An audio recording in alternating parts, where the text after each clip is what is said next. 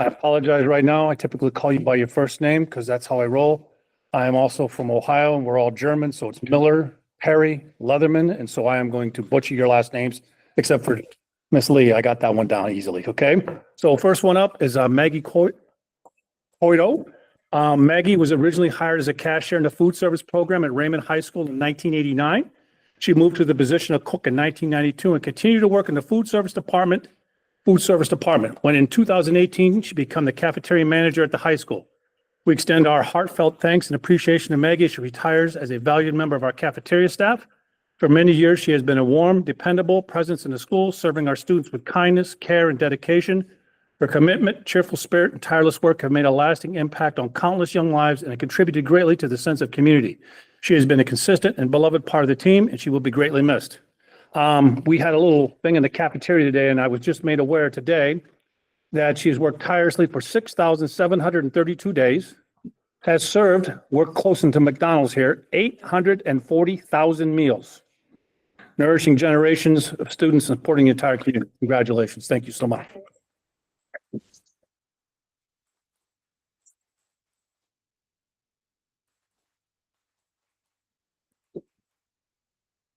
Next up is Linda Cretan. Yeah. Oh, okay, Cretan. Okay, Linda was hired as an elementary school teacher in 1988. Linda, I graduated in 1982. All right. Linda has built a career as an extraordinary teacher at LRES. Linda was instrumental in creating a mentor program for new teachers at LRES and over the years. She's been a mentor to many first-year teachers as they make their way to being successful future teachers. She served as a grade level team leader and as part of the curriculum support team, CELT, and math committee, and led math skills enrichment sessions after school. The staff and students have always had a very high respect for her. Her team fondly calls her mama because they recognize her knowledge, love, and leadership.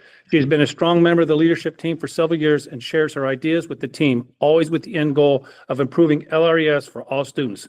Linda will be greatly missed. Thank you and congratulations.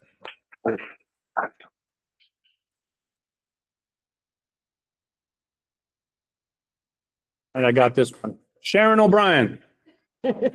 Sharon has been providing occupational therapy services to students in the Raymond School District for a better part of 3 decades.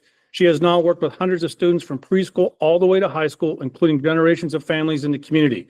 She's been an integral part of the special education team, always advocating strongly for students' needs. With one of the best OT rooms in the state, let me read that again. With one of the best OT rooms in the state, Sharon has kindly opened her door to all students at LRES and created opportunities even for those she does not directly service. She has worked closely with the art teacher at LERs to build a road to learning so that children can appropriately seek out sensory regulation strategies and return to class ready to learn. Sharon played an active role in the creation of the Connection program at the middle school, which has drastically improved accessibility for some of our most vulnerable students. When her children attended school here, she was an active participant in the PTO and has served on many of the various committees over the year. Sharon's compassion, dedication, and unwavering commitment to the district have changed countless lives, and their legacy will continue to inspire us all. Thank you for everything. Congratulations and thank you.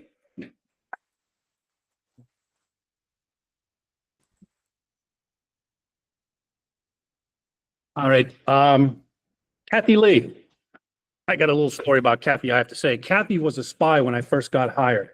One of my teachers from Londonderry reached out to me and said, hey, don't screw this up. I spoke highly to you because Kathy was reaching out to find out what type of guy I was, Tammy. So, yeah.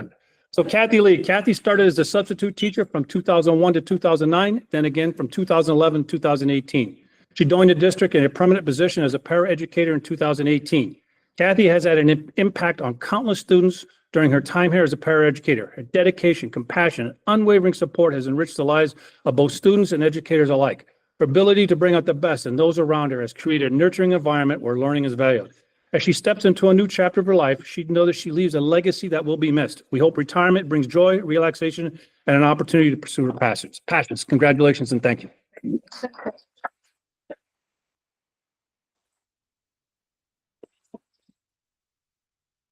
All right, these people aren't present, but I'll go ahead and read the little paragraph I've asked everyone to do. Linda Burke. Linda was hired in 2012 as a cafeteria manager and has been a source of dependable and steady support since then.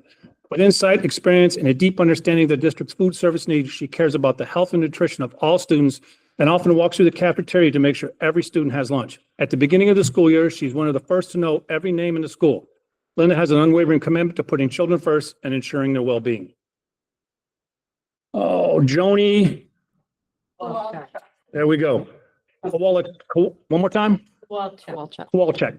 Joni is a paraeducator who was originally hired in 1998 as part-time library aide at the elementary school, then joined as full-time in 2011. Joni is known for her kindness, compassion, and ever-present smile. She has been a strong assistant in the classroom, helping each teacher and making a difference for every child. She will be greatly missed by classroom teachers and students alike. Evelyn Fencenmaker. See, German name. I got that one. Evelyn was hired as a custodian in 1997. Her many years of hard work, loyalty, and kindness as a custodian have left a lasting impact on our school community. Evelyn has always been there for the district, and her efforts have not gone unnoticed. We thank Evelyn for her dedication and care she's shown every day. She will be deeply missed, but we wish her all the best in an exciting new chapter of her life. Julie Gamage. Julie has been with the district since 1986, when she was first hired as a sixth grade teacher. She continued as a middle school teacher, teaching industrial arts beginning in 2001. She served as United Arts team leader, led the middle school chess club for many years, worked as a service learning volunteer coordinator, as a teacher mentor, and as a member of numerous committees. After 4 remarkable decades in the classroom, Julie leaves behind a legacy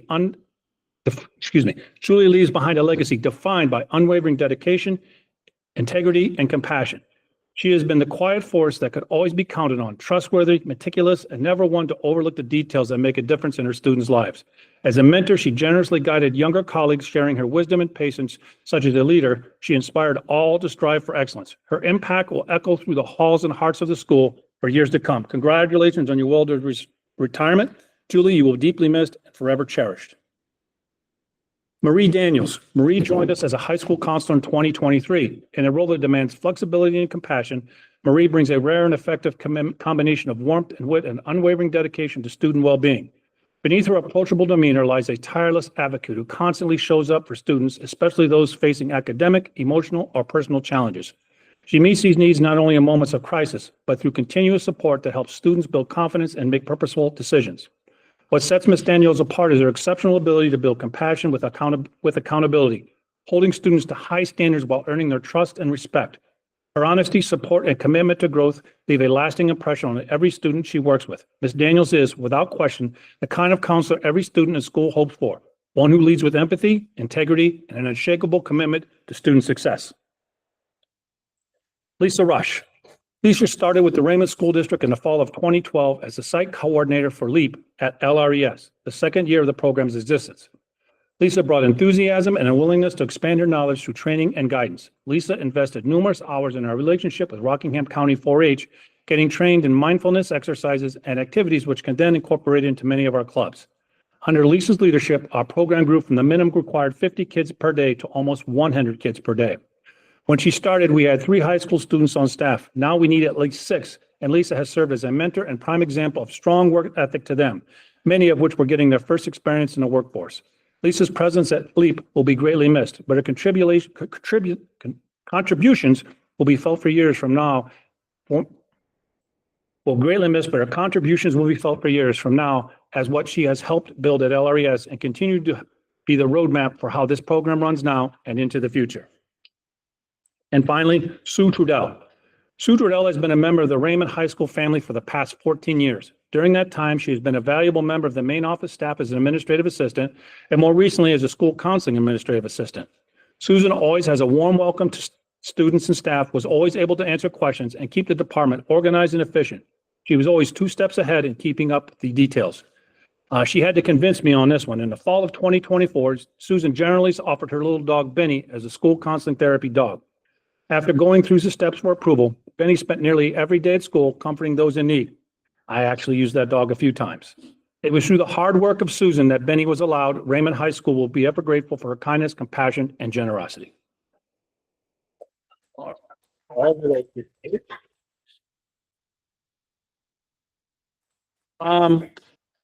We also have 2 other awards. We have our Champions for Children. Let me see here. Carla, you want to come up?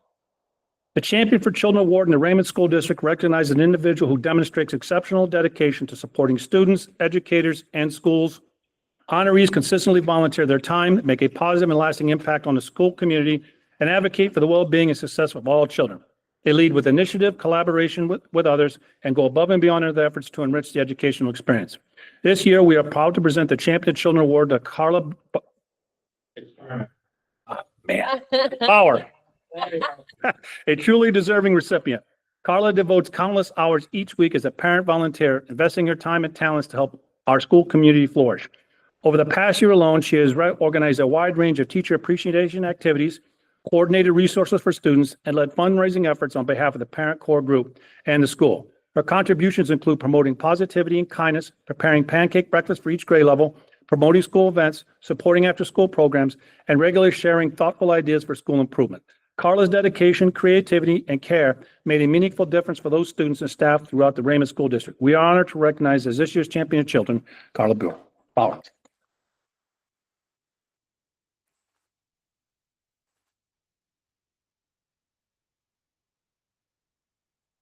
All right. And this year's Teacher of the Year. Come on up, Randy. For 24 years, Mr. Randy Lacasse has been a dedicated educator in the Raymond School District, having taught every course in the music department at one time or another.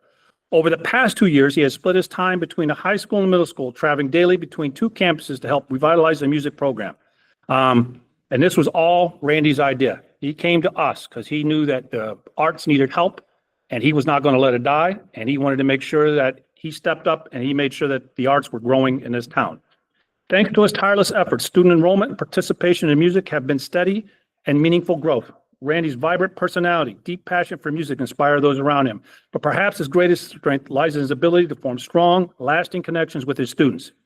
Among his colleagues, Randy is widely respected and regarded as a leader. He remains an invaluable member of the Raymond School community and is more than deserving of the honor of being named Teacher of the Year. Congratulations.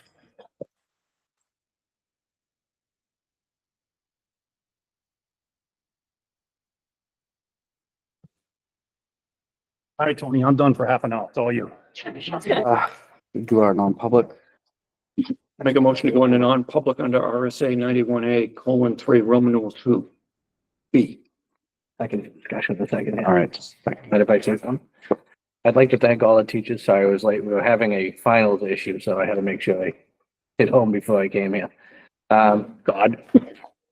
I'd like to thank all the teachers. You guys are absolutely wonderful. We had the great pleasure 11 years ago of having Miss Cratian as the first teacher we saw in the district, and you couldn't ask for a better person to, come to the district and meet and greet you and say, welcome to the district and, welcome your kid and stuff like that. So thank you very much. Thank you all. Mr. Lacasse, he's a fantastic teacher. We have many students that wish they took more music classes because they love having Mr. Lacasse. Even if it's just for RAM time, they love having Mr. Lacasse. And Carla, you're always there at every meeting, just about. Sometimes the only person at the meetings that we have. So, thank you very much, all of you, and good luck on future endeavors. So, Thank you. thank you. Any more discussion? All right, call for the vote.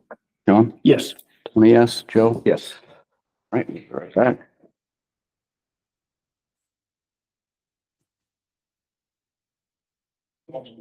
Thank you, guys.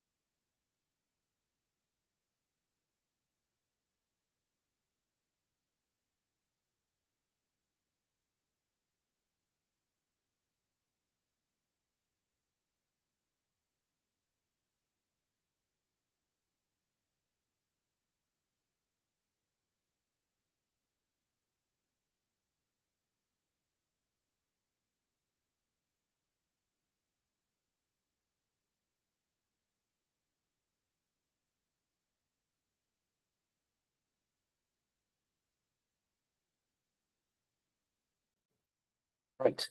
Motion to exit non-public. I'll make a motion to exit non-public. Can I ask a question? Wait, procedurally, did we do proof of posting and do we need to, or did I Yes. just miss it? Yes, I did that. I'm sorry.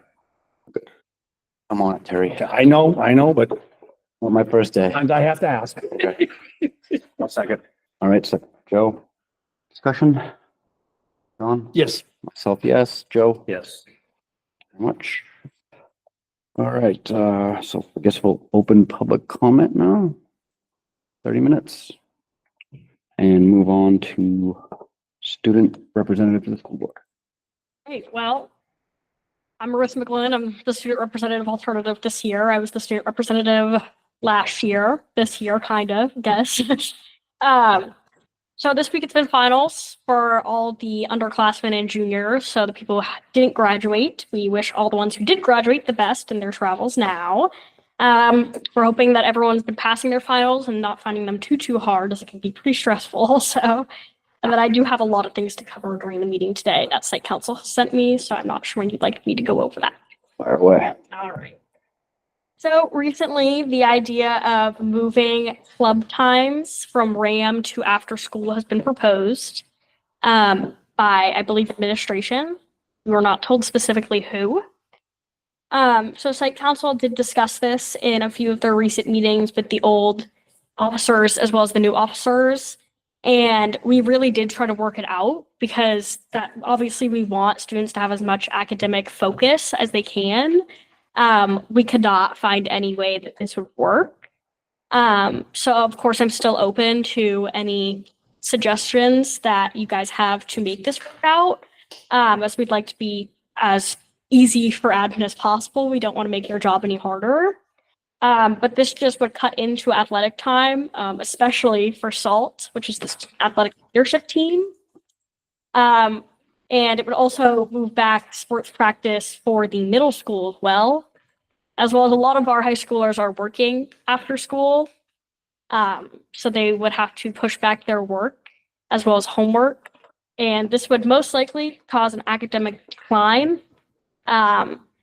So one of the things that we did touch on, we had a meeting with Miss McCann, the officers, and we did touch on the Friday enrichments. Every Friday in RAM, there is a enrichment that is usually diamond painting or something like that to kind of just boost the kids' moods at the end of the week.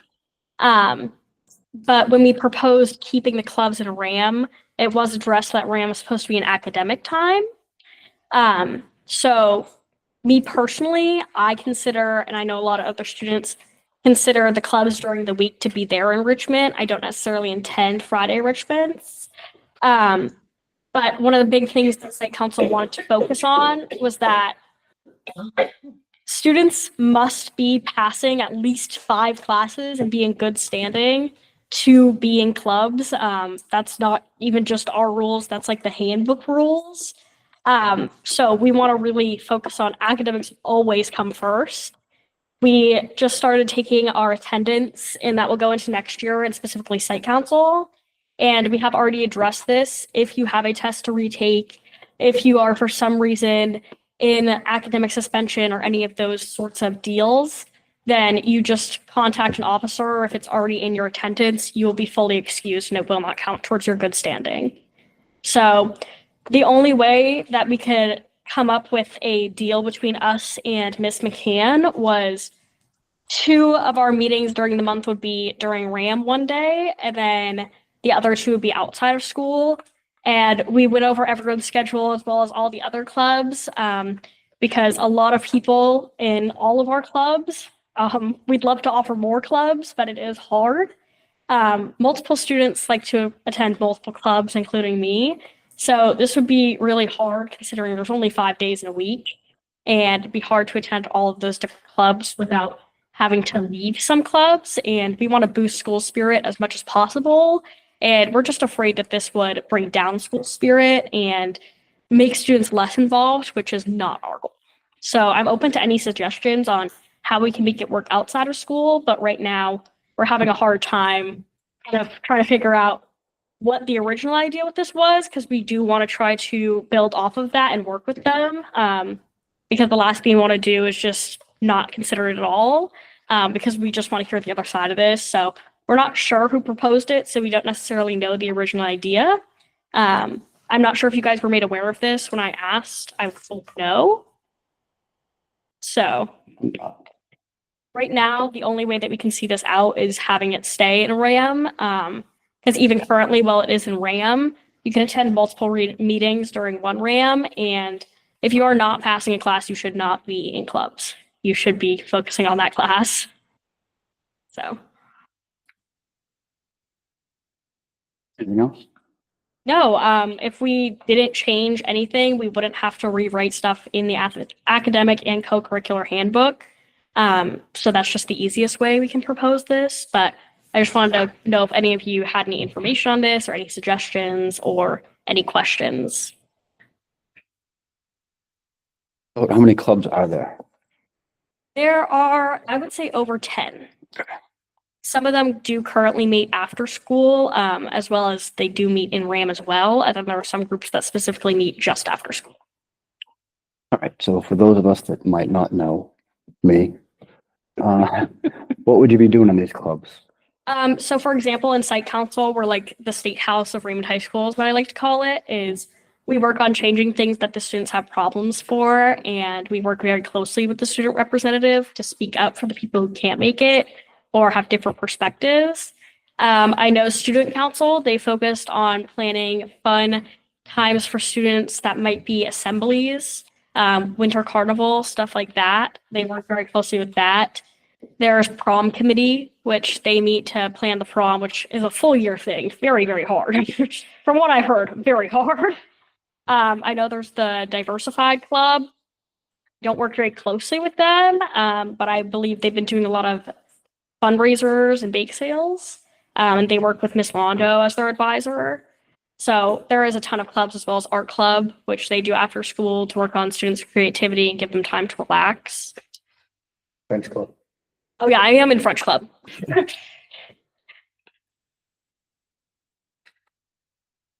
good. Any questions, Alan?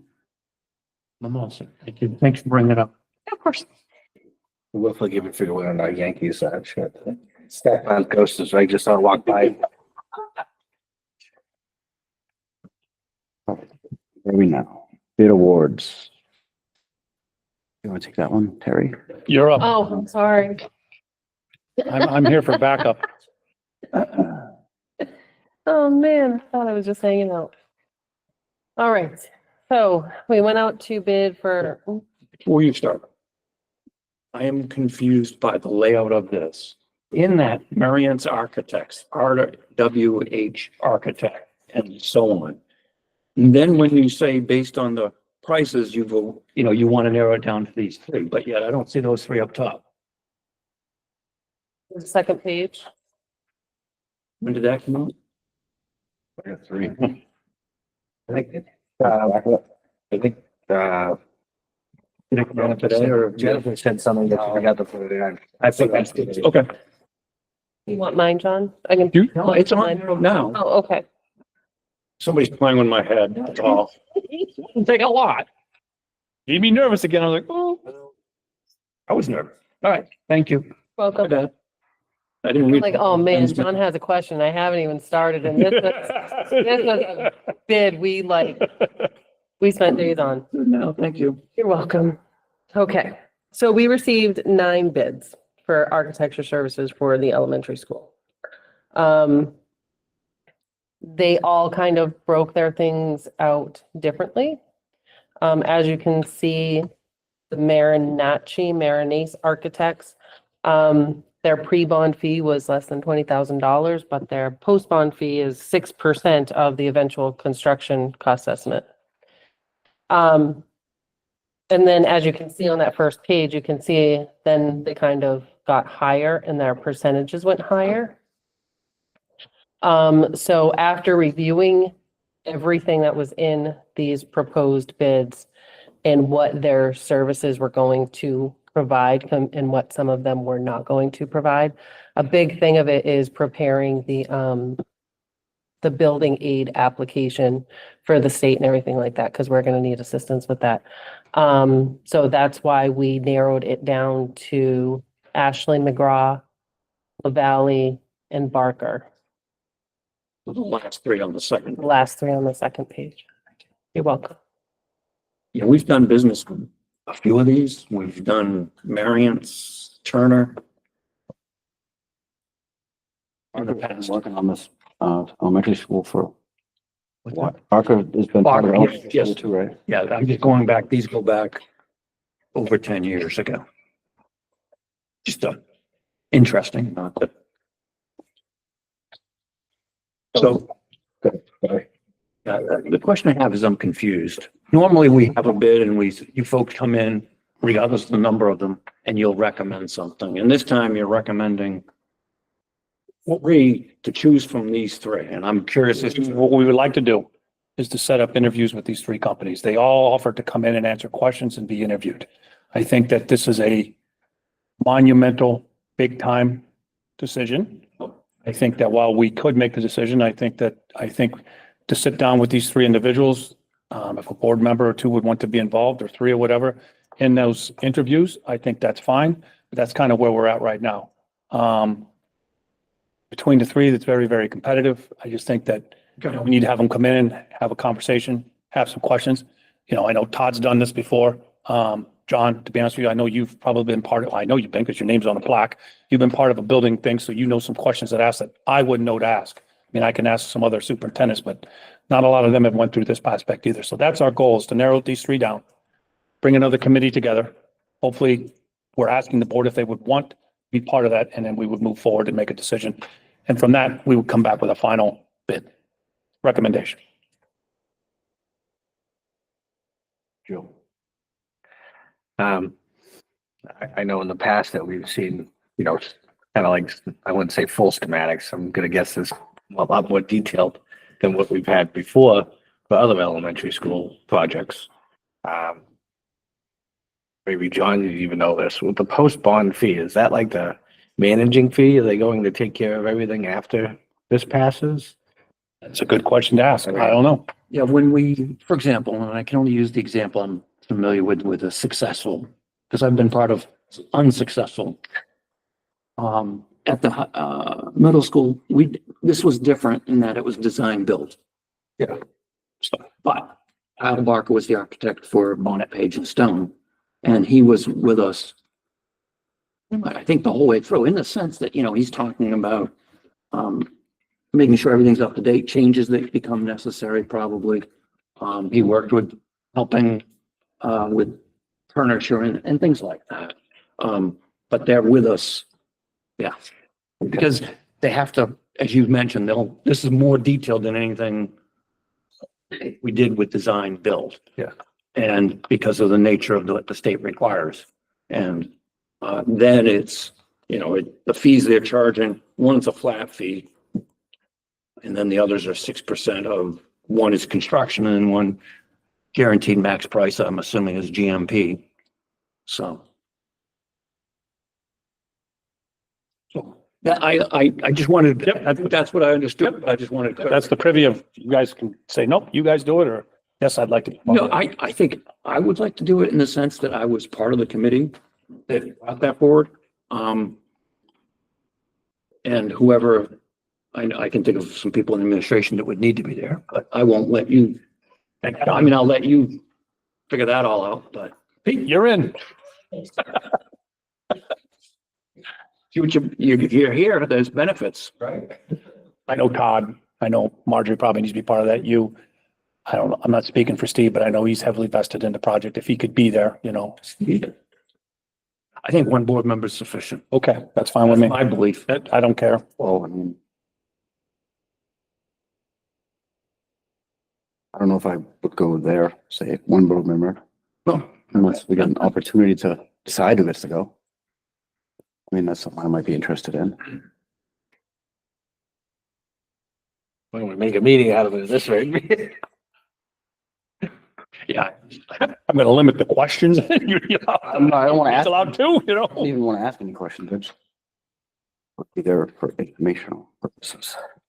Yeah, I think when people look at this, I mean, they're gonna see 5.25, 5.5% of, post bond rate. And I think, again, like John said, we've never seen it like this before. But it's there. I mean, the architectural, when we did, the middle school, It was there after the fact. Parker Associates, or I think he was working with somebody else, but they got their cash. Yeah. Oh, it's just not explicitly in that, in this regard. But they had to wait for it to pass and then we get any gap. Correct. Yes. With, Yep. now you kind of have to do it. Yeah, nothing was upfront. Yeah.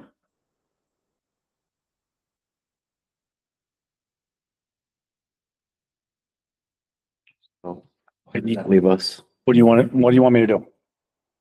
I think it's important, for me anyways, I think we should have the interview as you suggest. Yeah, it's up to the board how many and who of the board we would like. Everybody knows where I stand. That's something you were interested in attending? Depending on when it is, pretty soon, I'm guessing. Well, yeah, yes. Sometime in July or August. I mean, it would be interesting just to see because I think there's a lot more aspects, especially going forward, that we're probably they're gonna know about more than this board's going to know about. I'm guessing that every one of these has worked with some school district Oh, or yeah. something like that recently that Yep. knows the process through the state. Thought better than any of us will. Just how many schools have been built recently? Oh, they're building year in and year out There's again, one going up a year. because especially after the state, it reinstituted the funding now that as it stands, last time I knew there's $0. Yeah. In the, I mean, Rochester's breaking ground right now on one, so they're doing one right now. Salem just did a bunch of. Yeah. On there. I mean, Oyster River's 3-4 years, of course, I'm dating myself. And Nashua just built it. Ashwood, yep. They just built a new middle school. All right, I stand corrected. There's a lot of schools being. Well, I'd say a lot, but I'd say one a year for sure. yeah, they're out there. The ribbon cutting.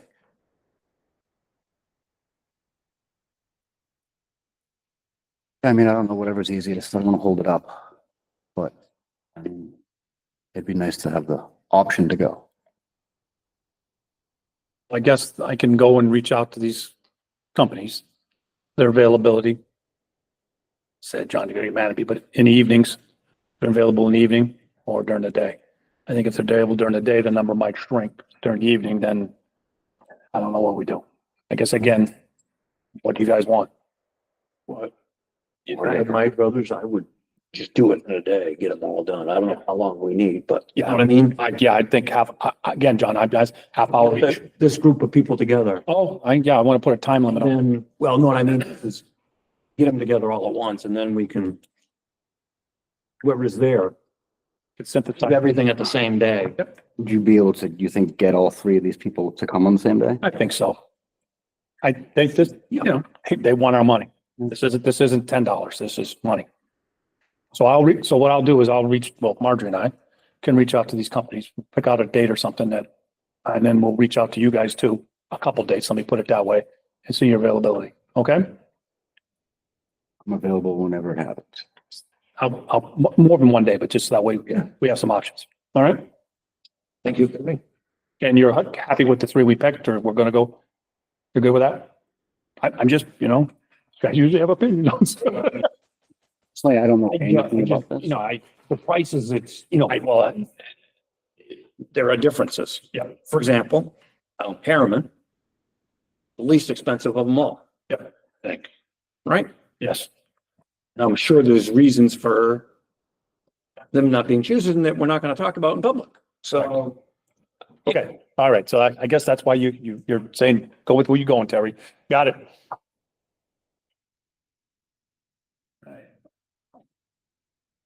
What are we estimating the cost of the A school? 40? 40 plus, the building, the committee, the school elementary committee came forward with a price of, I want to say 44. Yeah. And that is rough numbers. Also, that it also included some things that might be able to wean down. My personal is the gym. But again, that's for us to decide as the process goes along. And for people that weren't listening, leaning down to being no gym. Correct.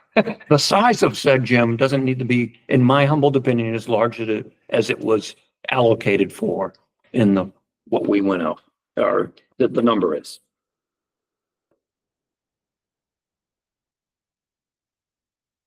Do you need anything else on us for that? I think, good. Because that, we'll have to award it at the, when we select the individual, right? Yep.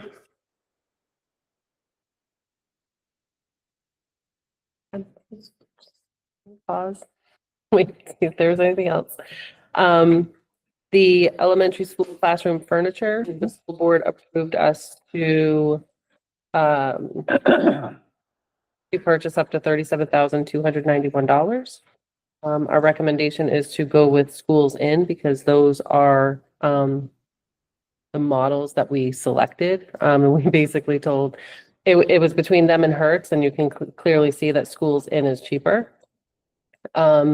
And then, so that's our recommendation, is to go with Schools In.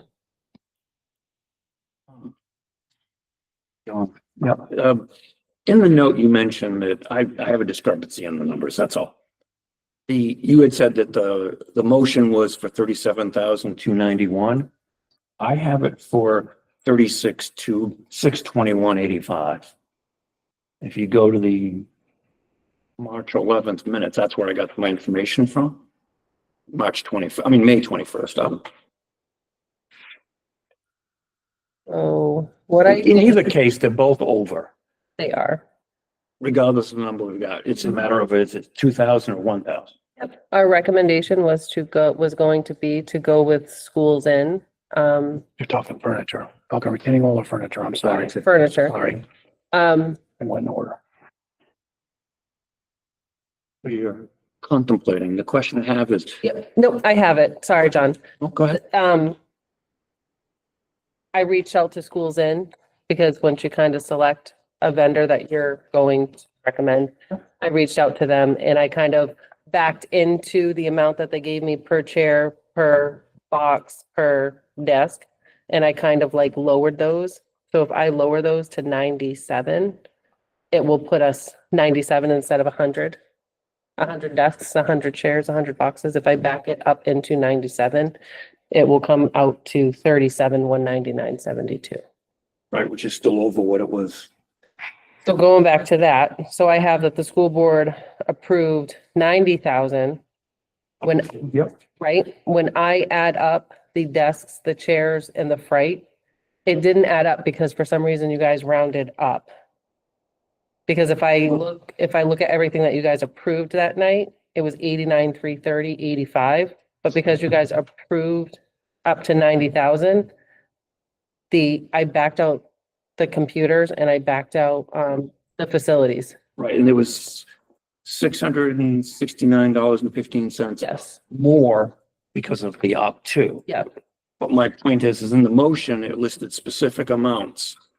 And those specific amounts was $23,591 Mhm. desks, baskets, $29.39, chairs, $85.97, and freight not to exceed $14.94.85. So that to me comes up to $36,621.85. Yep, but if you add that with the rest of them, it only comes up to the 89,330, 85, and I think the motion was approved to approve up to $90,000. No, I'm not disputing that. But again, if you even add the 600 and, what was it? 669.15. 669.15, it's still above that number, what was quoted. So, but the question I have is, they have installation and something that listed in their quote. Mhm. What is that? We're gonna install desks? All you need to do is would unbox be- them and assemble, I assume. Correct. I think that's what they call installation. I would assume that's Yeah. insane. And getting rid of all the boxes and taking all the packing. But we all didn't that stuff with them. estimate that price. Okay. Oops, live and learn. So are you looking at the bid itself where it says the 4268.29? Is that where you were looking? Yeah, the installation, I didn't understand. I assumed it was the assembly, but Yeah. want it to be clear. Thank you. You're welcome.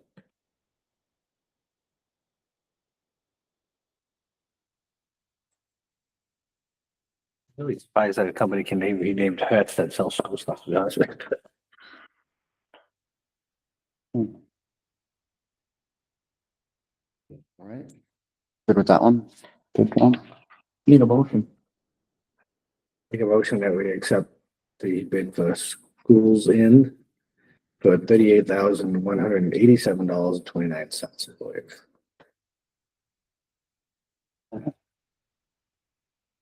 I'll second.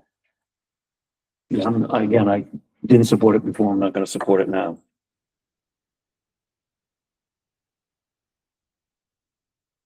Can I ask By how much? can I ask a question about the motion? The what? So should it be at the 38 or should it be at the 37? Because we're gonna reduce it to 97 chairs and desks.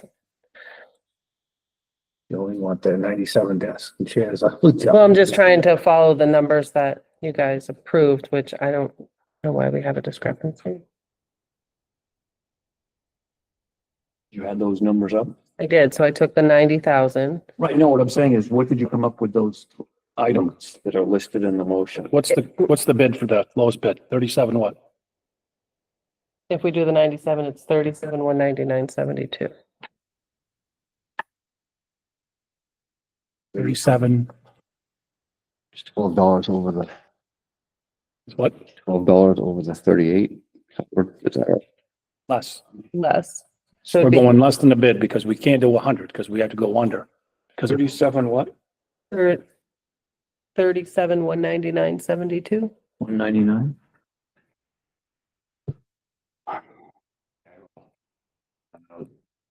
Change my motion to, When, before you do that, that's still above what was authorized. In the motion. Right. See, unless others are gonna go in lower. Because the bid was not to exceed 90, right? It was not to exceed 90. So I'm having a tough time figuring out, I guess, how you guys want to handle that. If I take out the $90,000, right? Because there's the 665 discrepancy or 669 discrepancy.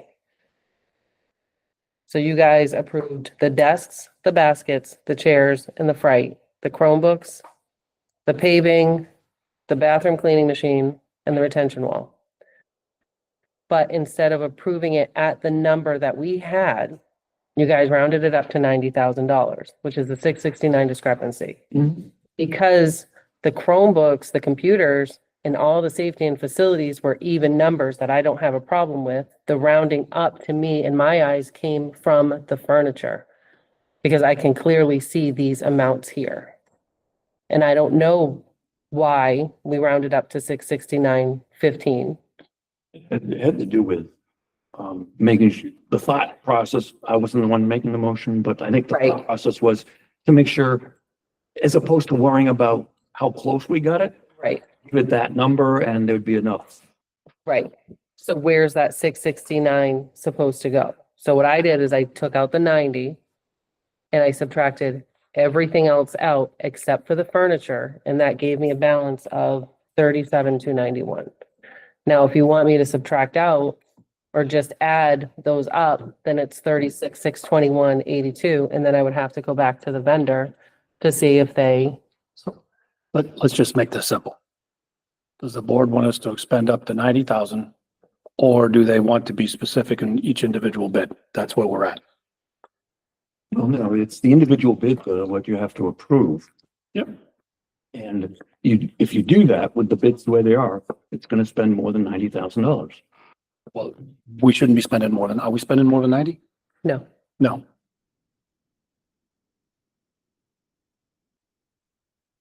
I'm confused then, because the quotes I see, the furniture is above, right? Mhm. The wall and the grass is above. We're gonna talk about that. We're gonna, That is above. There is, when we get to the Littlewood with Todd's other stuff, we actually have $960 left with the other stuff that we did not have to go out to bid for. so I guess the cleaning machine was cheaper. The cleaning machine is fine. The paving inside the corner of the high school driveway was significantly less.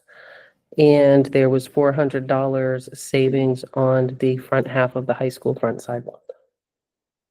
Unless we have those numbers in front of us, it's hard to, Those don't have to go up to bid. okay. So I've kind of We already, can be told what those bids came in for, then it would help us understand how much the board is spending when the board voted to authorize up to 90. So my question is, we're not spending over 90. No. Even if we get 100 desks and chairs, are we spending over 90?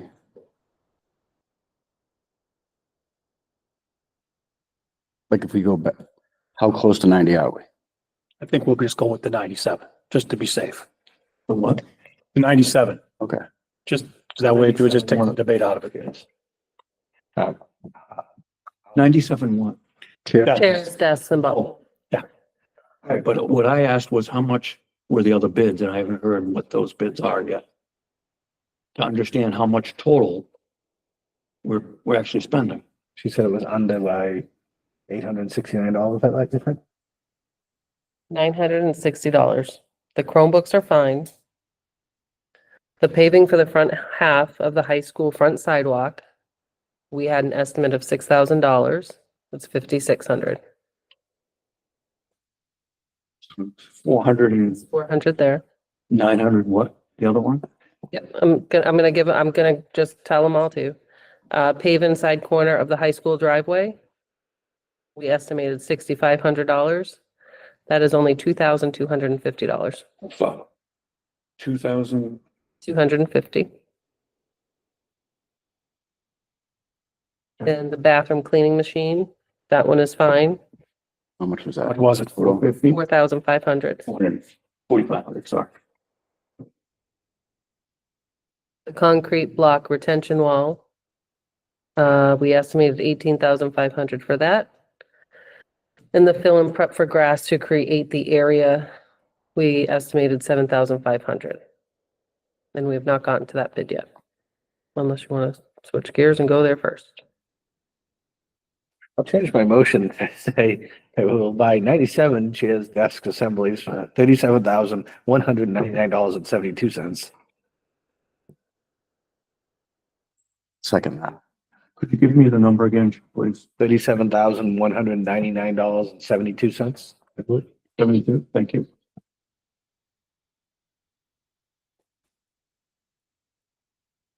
Okay, any more discussion? Call for the vote. All those in favor? Aye. Opposed? Yeah. John, opposed? It's 2-1. Next.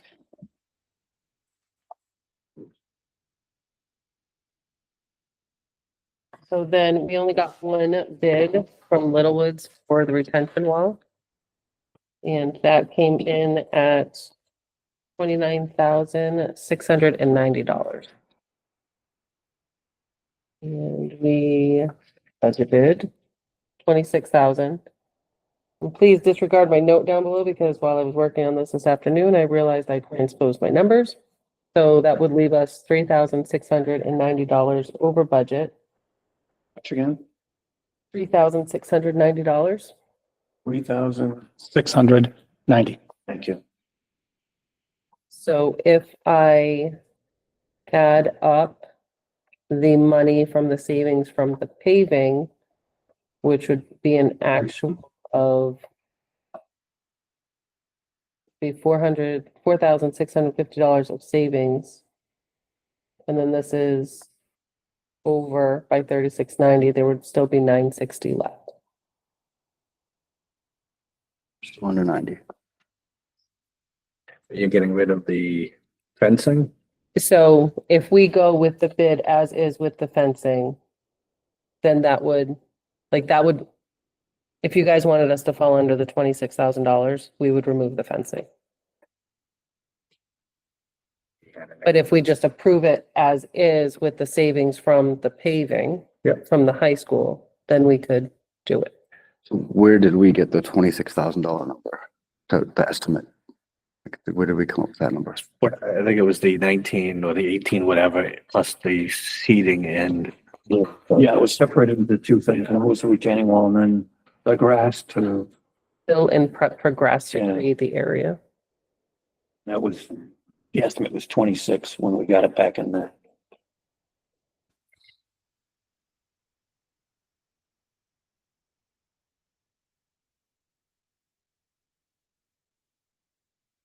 Oh, we're still under 90. Yeah. And that was the goal. I'll make a motion to accept Littlewood's bid of $29,690 for the middle school ground repairs. Second. Discussion. All right, all those in favor? Aye. Opposed? Nay. No one opposes? Thank you.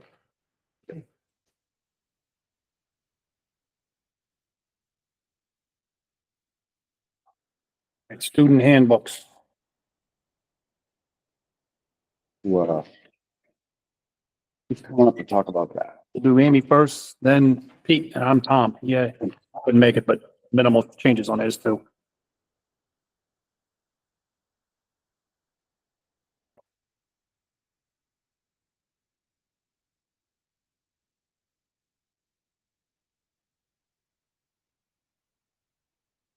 All right, whenever you're ready. There are none in the, I have no changes to the elementary handbook. Awesome. Next. Other than the letter. My Yes. letter, yeah, updated letter. updated letter with new names. One change. So, Do we vote on those? What's that? We vote on those, right? Yes. Yeah, I was just checking. Well, John, I'll make a motion to approve the 25, 26. All your RES handbook as presented. second by Joe. Discussion. All those in favor? Aye. Opposed, 0. Passes unanimously.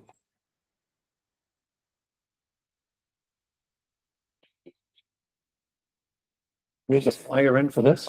All right. All right, Peter, here we go. Right, what would you like to do first? The athletic or high school? High school. High school. First on the list.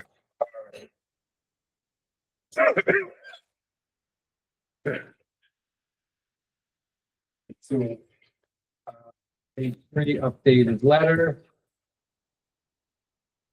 And first one to look at would be the new schedule on page 9 and 10. And as far as what that is for the new schedule, because of the CBA and the lunch is going to 30 minutes, we just had to alter some times with our period 4 and RAM. We were able to shorten RAM by a few minutes and shorten the time between lunches. So we went down from 22 minutes between lunches to 16 to make sure, and shorten RAMs by 2 to 3 minutes on the Monday, Friday, 3 minutes in the Tuesday, Wednesday, Thursday days to meet the needs of the new schedule with the CBA. You know, John. period 4 was also reduced. Mondays and Fridays, it was reduced from 45 minutes to 43 minutes. 43 minutes, yeah, sorry. So- That one down. So we're gonna be 5 minutes less per week at one class. Mhm. Is there a reason why we didn't try to do it differently and split it up between all the classes? And by that, I mean, for example, my solution would have been, you take a minute out of each one, Tuesday, Wednesday, Thursday. Yeah, I mean, we can do it that way if that's what the. Well, it would seem, You wanted that, we can do it that way. well, I just use it because, again, it'd be more equitable for time. Because if you don't think about it, 5 minutes over the year is close to 6 hours. Oh, time that's up, of course. In that one class, I don't have a horse in the race, but other than, I would hope we try to be as equitable as possible. You look puzzled, Terry. No, I'm just making sure that we got the 30 minutes for the lunches because we start. Well, what I would do is, as opposed to having 68 minutes for a period on Tuesday, Wednesday, Thursday, those classes would be 67 minutes. And move the time to, I would give a minute to the, period 4 and give a minute time back to ramp. That's what I would do. I'm sold on it. Next, I don't set the schedule, so it's not. if it's easy to do, I mean, it's going in, for me, it'd be the problem would be going in and doing the math numbers to make sure that you add it up, but it's literally just John going, has a plan. that's something we can change if that's what we want to do. Keep going. Page 15. 15, the change here, we no longer have Saturday detention, so we just removed that. Bummer. Put it into the practice room. Didn't we have it in the budget? The plan was to have it, so what happened? And I just would like to know why we changed. You guys told us to get rid of I it. believe it's actually the settlement. Yeah. Yes. Hey, when you're at my age, Marissa, you stop forgetting what happened to Dennis. You guys told us to get rid of it. It wasn't worth the time. You weren't in favor of it, so we, see you later. Plus, it's been eliminated, thank you. Yep. I'm having a few senior moments, so I'm good. I think if we couldn't expect people to show up on time to a regular day Well, we Saturday, were- was yeah, we were exactly doing that. running into Yeah, we Saturday. tried and you guys said nope, and we said, okay. Okay, page 36, 37. So this deals with, Before you do that, you have to go to 35. I'm not up as fast as you, Pete, so 35. I gotta get there. No, it's not alone, okay. 34. I had something on- Yes, 34. I had something on here. I was gonna go back to that because it wasn't on the list, but yeah, that's totally fine. 34, we got rid of the GPA of 3.27 because we're not doing it on the 4.0 scale. We just changed that to the B plus. Yeah, and the other thing I noticed is that, see how we've got in high school diploma or Raymond High School diploma honors, we've got the class of 2025 still listed. If we could just get that out of there. You see that, Pete? In the In the matrix. in the matrix of this. Yeah, top. under, Yeah. you got it? So, class of 25 through 27. You can get rid of that one. Thank you. In the RHS diploma as well, correct? Yes, both of them. Yep. Both, it's 25, 27. Gotcha. That'll read what, 26, 27, then go away. Yeah, and then Ultimately in next 28. year, yeah, yep. And then it would be just, this is what it is for the high school, regardless of the year. So just so I'm clear, where it says class of 25 to 27 on both rubric or on both things, we're getting rid of both of those whole lines. 26, So 27. just gotta update it. Next year's, 26, Yeah, 27. 26, 26 and 27 or dash 27, which That's our 26, 27. First. Gotcha. You can let Joe go first. Joking, wait. Okay. Have a look up there, so. So I'm I'm looking on page 34 and I'm looking at the honors diploma where it says total 28 credits and then you crossed out GPA of 3.27 or higher. What do you mean B plus or higher to graduate? Is that like, did our GPA change to be that kind of grade or? Because we're getting away from the 4.0 scale, so just for consistency's sake, we changed it all to be the numbers, the full number grade or the B pluses, that's all. Okay, so our GPA is not being calculated in the letter grading system? The overall GPA will still come out as the GPA, yes. Okay, and that will be rated on the 5.0 scale because we can't see on the 4.0 Correct. scale. Okay. To go along with that, because that was my question. There's nothing inside the report cards, because I can see, well, the kids at least know their GPAs. But I don't think they'll know their average grade for every class. I mean, total for all the classes. the GPA will be what it goes by, right? Right. Why are we crossing it out then? Because We're not on the 4-point scale anymore. It's on Did you the. know changes? Like this Well, whole it grading would be scale wrong thing, like, to have Just keep it 3.27, we're moving on. It would be, well, it would be inaccurate because we're not on that scale anymore. Well, Right? well, definitely not. How would you be? That also proposes the question of how would students, because laughing at me. These are real problems. well, this grading thing has been a problem. Years and years, never be fixed. We'll be back here again next year. No, I tried. Um, so right now, students cannot see their unweighted GPA. That's a whole nother problem. How am I supposed to know what my unweighted GPA is? But so are we gonna have to go to guidance to get these grades for them to calculate it? Or is it gonna be posted for us to be able to know? Or We have to look into that part of it. Yeah, ever since the honors diploma has been in existence, the requirement was there for a grade of a threshold, and I'm assuming it's B It's plus. the B plus and the B And, plus uh, calculates to the 3.0 scale. I don't know how the people that would honors, I think they've got a good idea that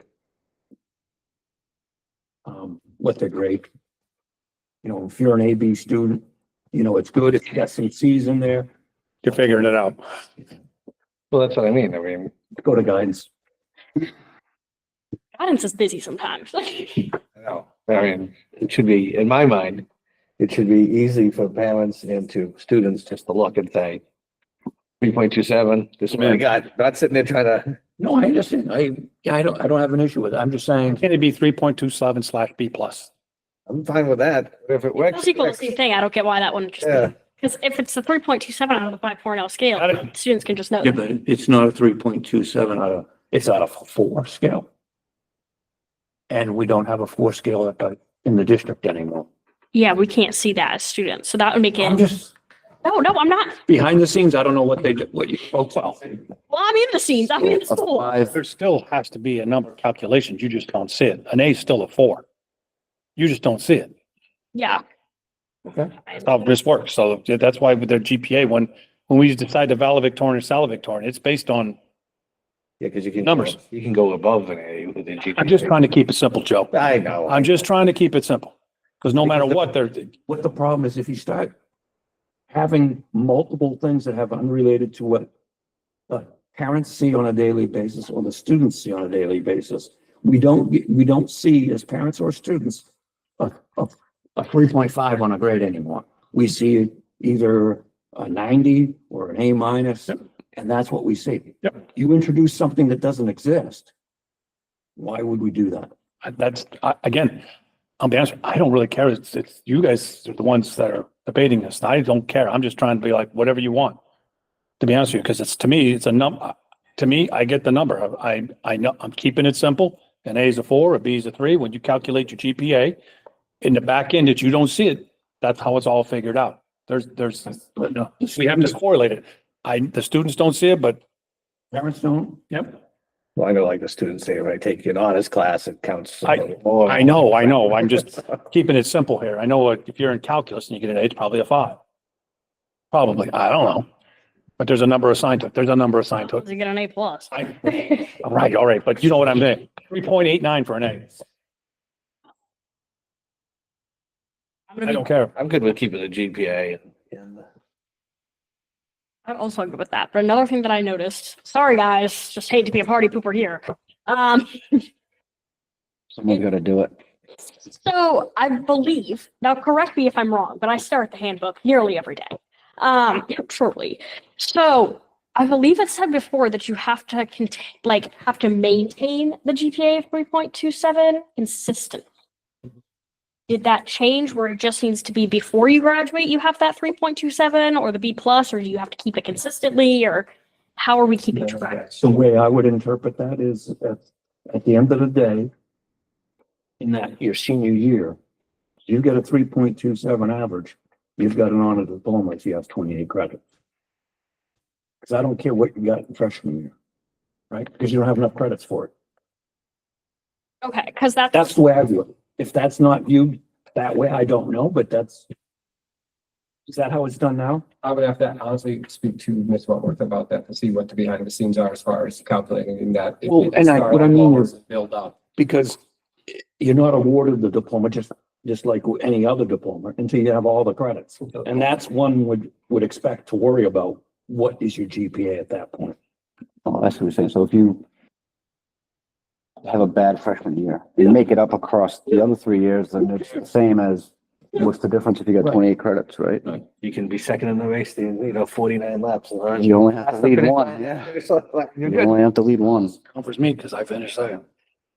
That's just something that I want to address because I noticed the change. I just didn't want anyone being caught off guard in the school. Yeah, and that's, I think, been there since it started, the benchmark of having enough grades, thus being called an honor diploma with more credits and the higher expectations for the grade. Yeah, I just, because like me personally, I interpreted the last one as having it consistently. This one, it just says to graduate. So I get what you're saying, how you're interpreting it before that graduation, but I can see how that can get a little wishy-washy, as well as that whole GPA thing. I just want students to be able to see it because most students that care about their grades, some of their parents don't care as much as them. So I think students are the main focus here. Because I know all of you who have students in the school system, you all care about their grades, but sometimes parents don't. So students are the real person that we appeal to. So are we doing 3.27/B plus, 3.27 or B plus? Not the last. This one right here, at the bottom of page 34. 3.27 and B plus or just a 3.7? No, but what they're saying is 3.27 isn't the number anymore. Who isn't? That, it doesn't equate to 3.27. The only people that see it are behind the scenes. Nobody that looks at a handbook knows what their GPA is by the 4-point scale. And that's what I'm saying is we're just gonna, the customer, the students and the parents aren't gonna have a clue what their GPA is. They're gonna know if it's B plus or not. Here's the formula how to calculate it. Speaking of which, we should really look into getting one of those because it is really hard to apply scholarships not knowing your You good? unweighted GPA. I'm good. Okay, B plus. Wait, Right? Yes, I think we wanted, I wanted the GPA and then. I know you did. That's why I'm asking. That's why I said not the last one. You said B plus for the last one. You can just say nay to that. I mean, because that's really the only thing that students see is GPA. I mean, they see grades, but they're individuals. They're both there. If they equal the same thing, why wouldn't we just add them? can the students see GPA in the 4-point scale? Anywhere? I don't think so. No. So why are you saying they can see it, Joe? I don't understand. Well, they can at least calculate it. I mean, Well, just as they can calculate it, the I numerator, think I got. I mean, especially when it's, because it's weighted, right? Yes. Especially AP honors. Yep. Right.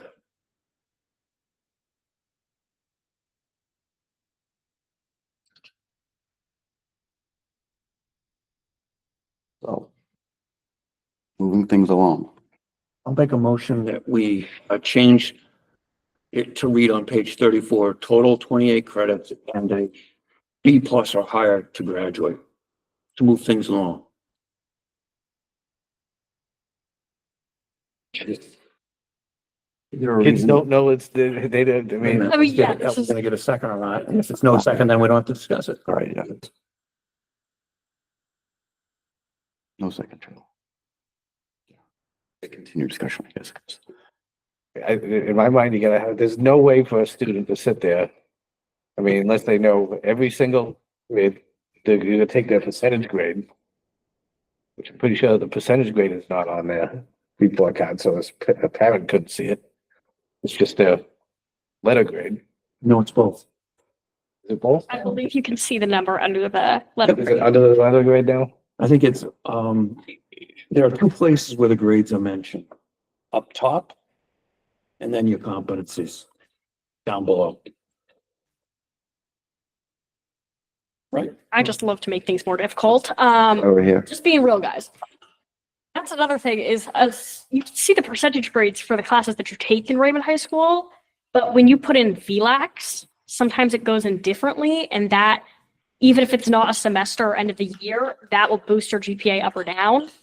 So that's another thing to consider is we need to be able to calculate it off of our actual GPA, not having to do like percentages and stuff like that. Because I just don't want students to be confused because that's just going to unmotivate them more, especially because I'm someone who drives themselves crazy staring at my GPA all day, trying to like Google what it is unweighted, this and that, and having to kind of calculate it with letter grade is even more difficult. I had a dumb question in this age of computers, can we not just have it so it calculates it so it comes up with the unweighted GPA?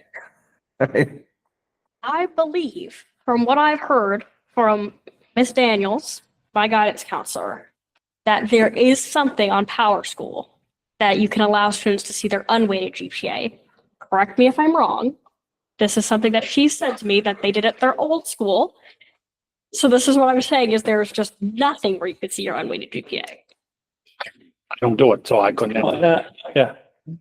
I don't understand why anybody would want to see an unweighted GPA because the GPA you get on your transcript is a weighted GPA, whether you took honors class, AP classes or not, it's a weighted GPA because the weighted is at 100% for everybody, except if you have an honors class, then it's weighted more.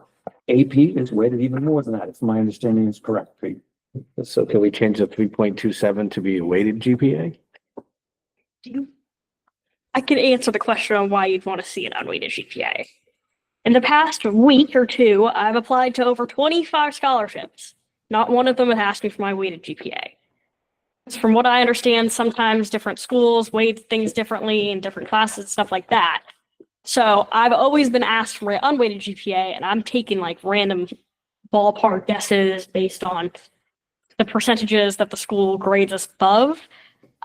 So that's why you'd want to see an unweighted GPA, is a lot of colleges and all scholarships that I've applied to asked for it. Although I'd love to put my weighted GPA on there. Most of them do want the unweighted GPA.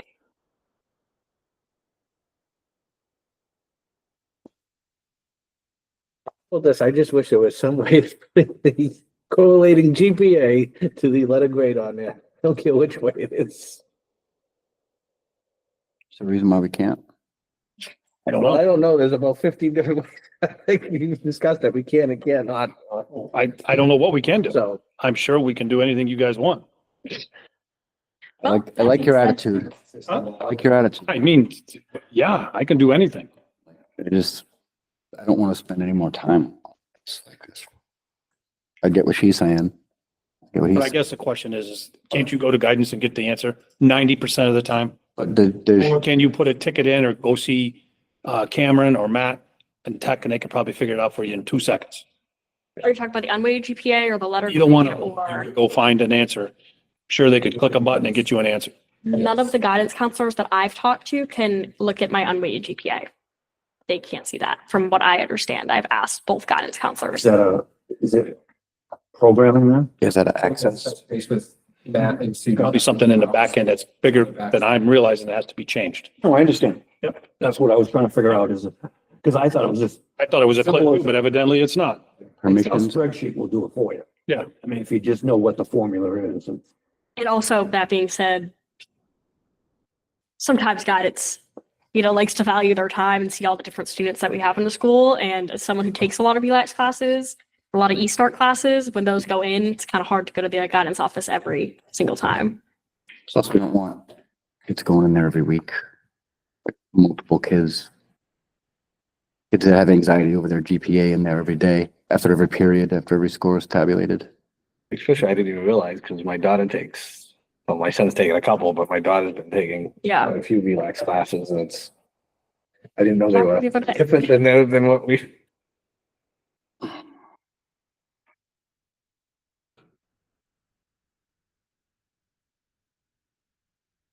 You know, Can we get both somehow, some way? That's all I ask. They both equal the same thing. Then I don't get why you can't just put the both on there. Or we can find something that equals the I've same. been saying all along, Just leave the 3.27 and a in B plus. for now. That way it's there. I said, well, that will get us past page 34. On to page Figure that out. 35 through 60. But I just, Was there a motion to that effect? What the request was? I made a motion, it didn't get a second. So I would ask that there be a motion put on the floor so it can be voted.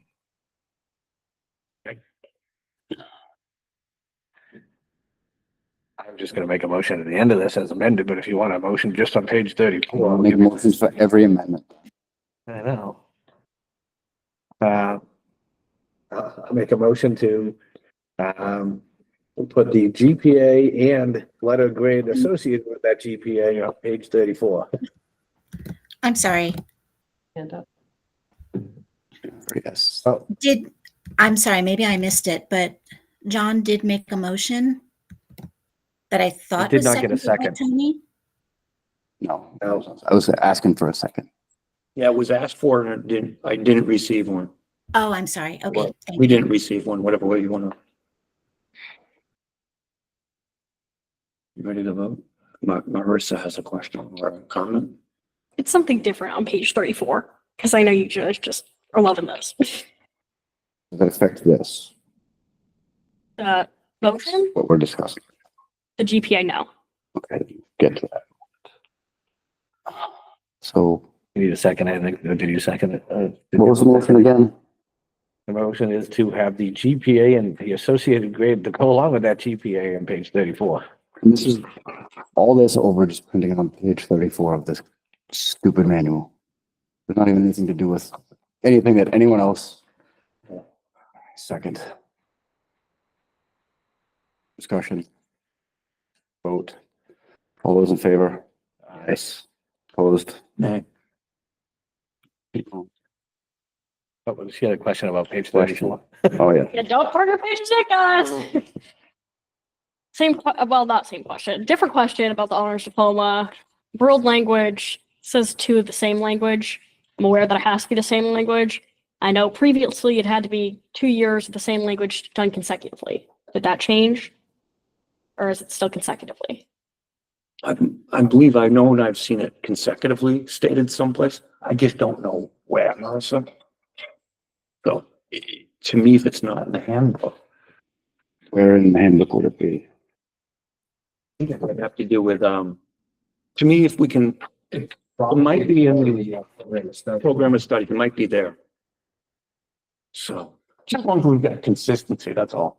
Yeah, I just know that it was previously in the handbook, so I just wanted to know if it's. I don't know if it's ever been in the handbook, might have been, I think Mr. Danimal is probably the program of studies where it's listed out and it's specified more.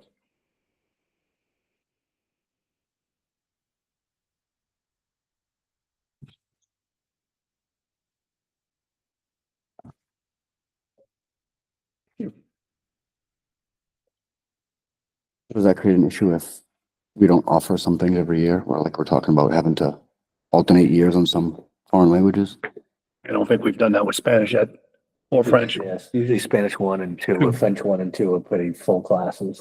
When you 3 and get 4 when you get 3 and 4, there's no, tend to be combined. we actually had a, Spanish 4 person? Or was it French 4? One of the two this year. Might have been the only person in the class. I know you guys are having a jolly time with me here. Are you going over the program of studies at all tonight? No. Okay, so that just is something else that I'd like to bring up, is since we Well, just, If we can try to limit conversation to what we've got. Yeah, Right. right. Because we're gonna be off the rail, I mean- not that we're already, not already, but. We yeah, can, this is something that you touched on earlier. You wanted everything to match up, and if we do change this in the handbook where the GPA is 3.27 or B plus, that it just says 3.27 or higher in the program of studies. So that's just something that I wanted to make sure that you were okay with. well, just kind of the same thing, right? Who's the program of studies? In December, I think. Yeah, we can invite you back that night if you like. I just want to make sure, because you said you wanted everything to match up, so I just. We'll have to make a note of that then.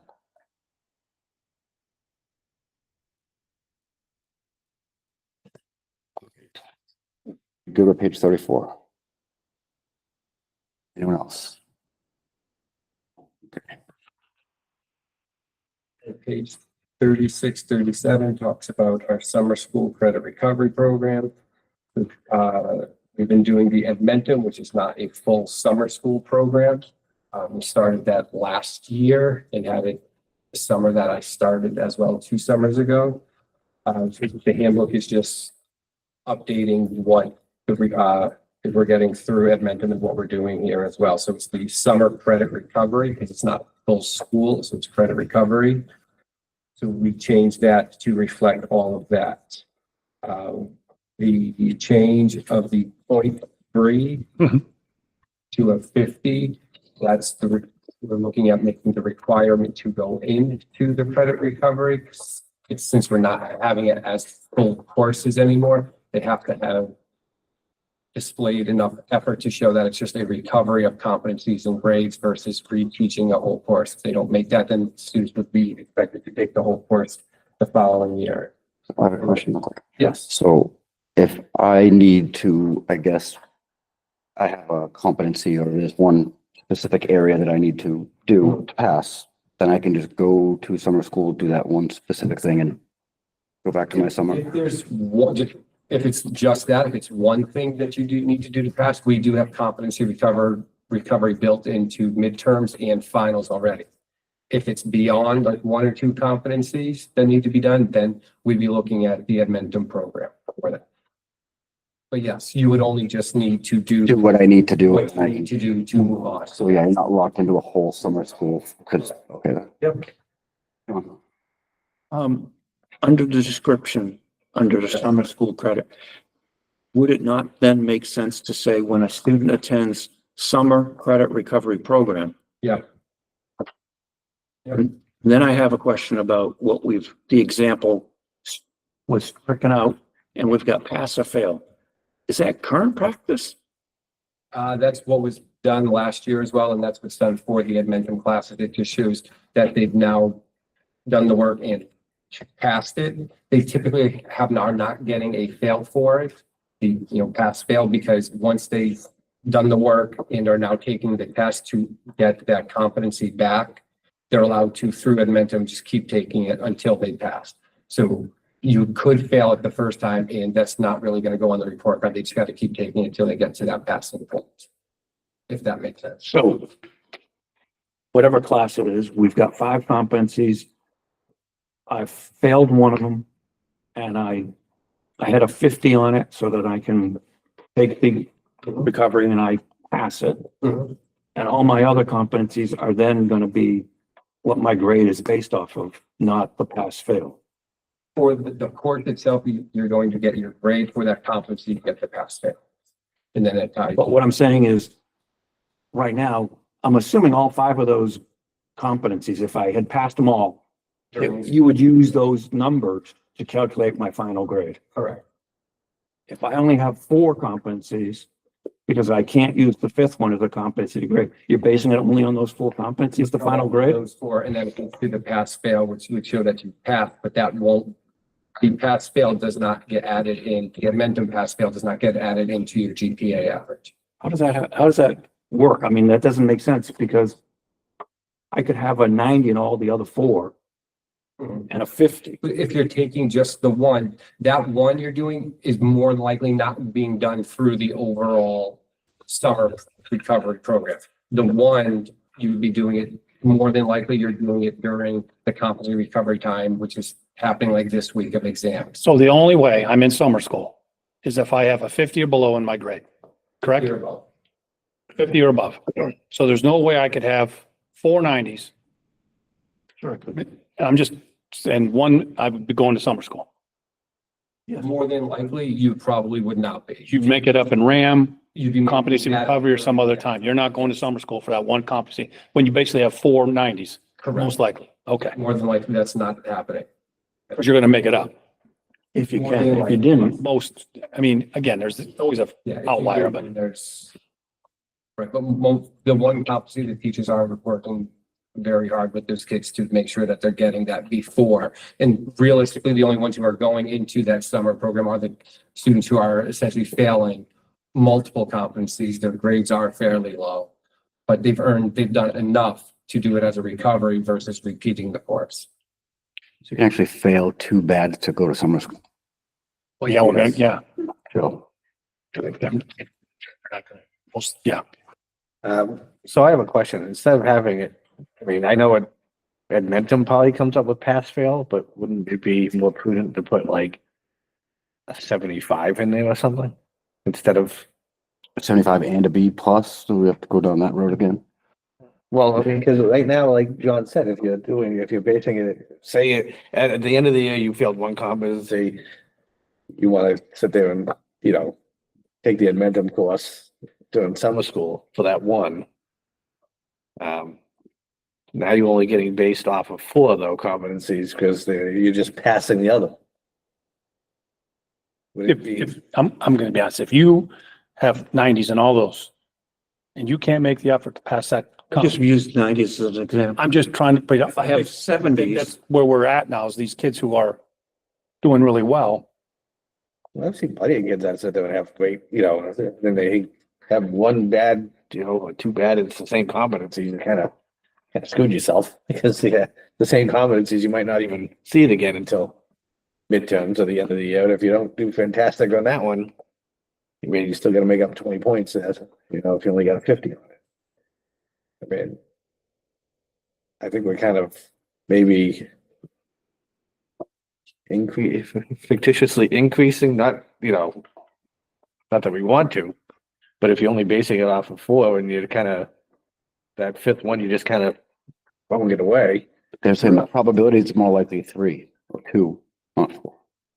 But we're also not throwing it away. They still have to pass it. I They're understand. getting the grade for it. They're getting a passing grade, not a numerical grade. So they still have to pass it. my objective is it's going to artificially inflate the student's grade in that class. Possibly. Right. Well, unless they're all 70s, Well, right? Because the P for pass, there's no numeric grade for it, right? It's considered passing, yes. Yeah. So that means the student has at least 70s in all the others. That's why, yeah, So I have, anyways. sorry, one more question here. So does the teacher override like the competency grade in that? I know if they're not passing, like there's, mid-year, they put in a certain thing, but if they, The teachers can override. so they sit there and they put in, the overriding grade of pass. Through counseling, but yes, it can be overridden. Somebody Yep. does. And that's once we get the report back from Edmonton. And then that would just effectively close out that particular report for it. So does Edmentum not give any percentage grades at all, or percentage of how much they passed? I can find that out for you, what we get back directly from Edmonton.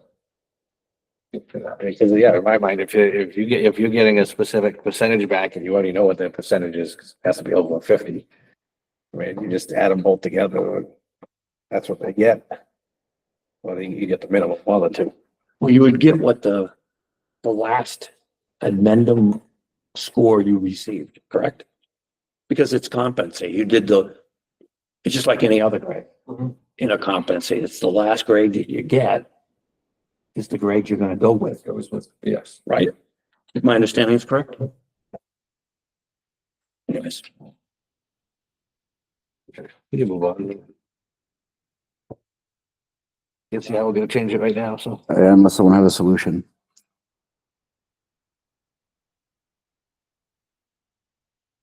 Page 41. This was just reworded for clarity, but it can stay, but shared this through department heads, had the conversation, so we believe that this part was just reworded for clarity to make it more understandable. yeah, I have a concern about that the way we're gonna reach out. Here we've got somebody failing a competency, and there's no guarantee that the parent will know about it with a email. It says parents will reach out with phone or email. Our teachers will read phone or email.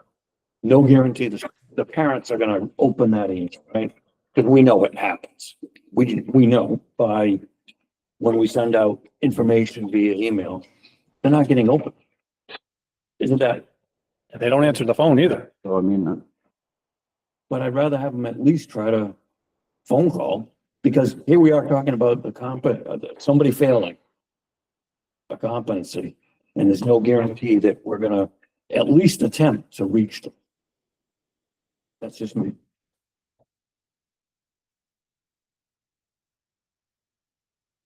I would think with an email, you can timestamp and track what was exactly said versus a phone call though too. well, his concern is that if I'm a parent and I don't even have an email, then what? Well, not You that. don't have it. I don't open it. Well, I mean, I have an email, but I don't read it. you don't answer your phone either. So what do we go to the house? No. Oh, I see what you're saying. I mean, There's only so much you can we do. can't force a parent to care about their kid's grade. As much as we would like to, they either do or they don't. And at this age, I would think the kids are more responsible for their grades than the parents are. But that's just me. I come from the 20th century. I will say this as somebody who, deals with, people who get phone calls for pickups or emails. I prefer the email because I always put them out, put them inside their folders. So I didn't get notified of this. Yeah, you got notified. Here's your email. Here's a piece of paper that I sent it to you. With a phone call. Well, it's just my word against theirs. Yeah, I call you every time. Sure you do. Wait. So, I will say this too, when I'm dealing with situations, I like it when I can see that I've emailed and the parents are, the parents, it just makes, you're right. It gives me a printed evidence.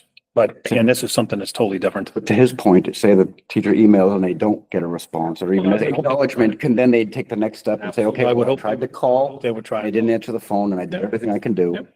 And then that's it. Yeah, I think that. I would think that naturally would be the assuming case. They're responsible that they're going to follow through as well too.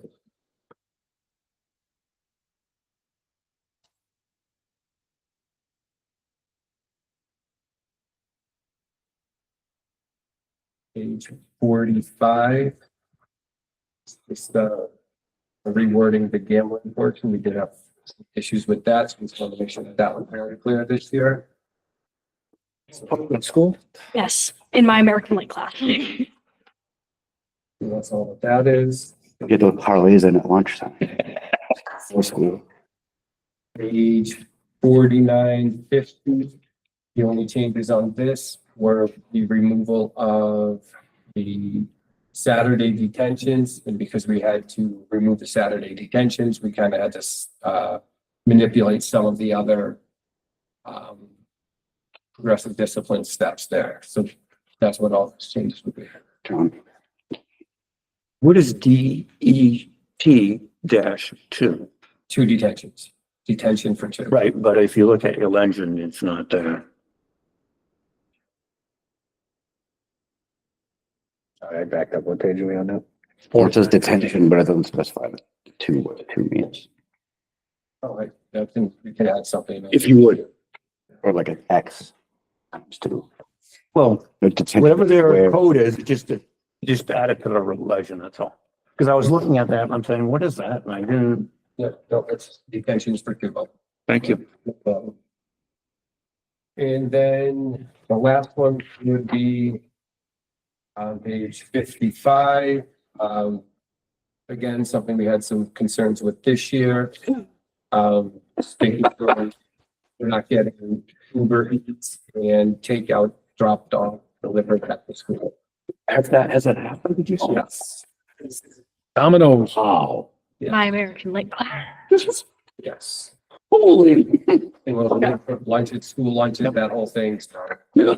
I'm just, Yep, I have my mind, what I'm thinking in my head, yep.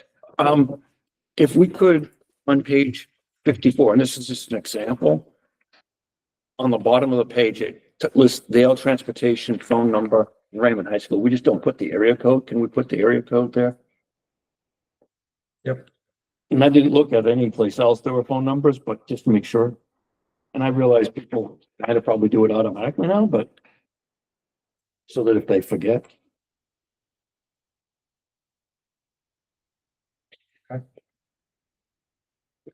Okay.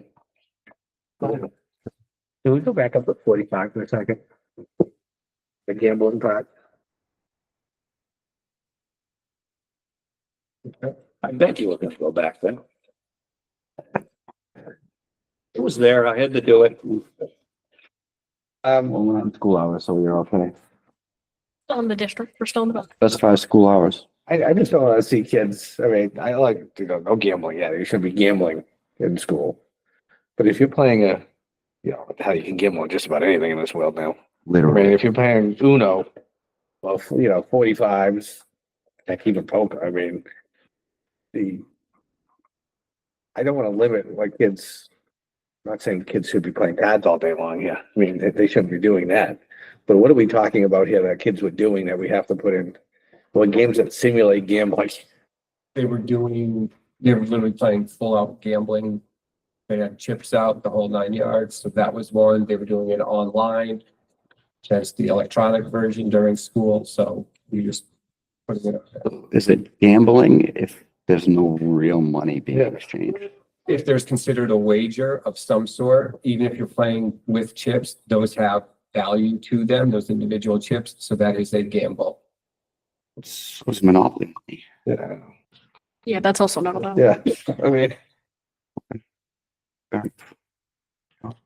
I was gonna make a motion to approve the Ramsey High School student handbook for 25-26 as amended. second for discussion. All right. I'm not gonna admit, I mean, because I know even some counselors, they'll have games that they play. We're not gonna limit those. That, all of a sudden they're playing Monopoly one day If and they're with a staff member and they're doing something, that's a whole separate issue. Monopoly is not gambling. I was just making a well, point that that money has value and you're exchanging it in the game. Yeah, no. It's not a game of chance. With a staff member, that staff member overseeing it, that's a completely different scenario. Well, I guess that wouldn't make it okay per se, just because a staff member there. But Again, so no, if dollar bills come out and after the chips are rolled and there's a dollar, Poker with Mr. Wayne. then we got a problem. leave the chips at home if you're gonna play up the cats. Play. yes, keep it up here. That's what you do.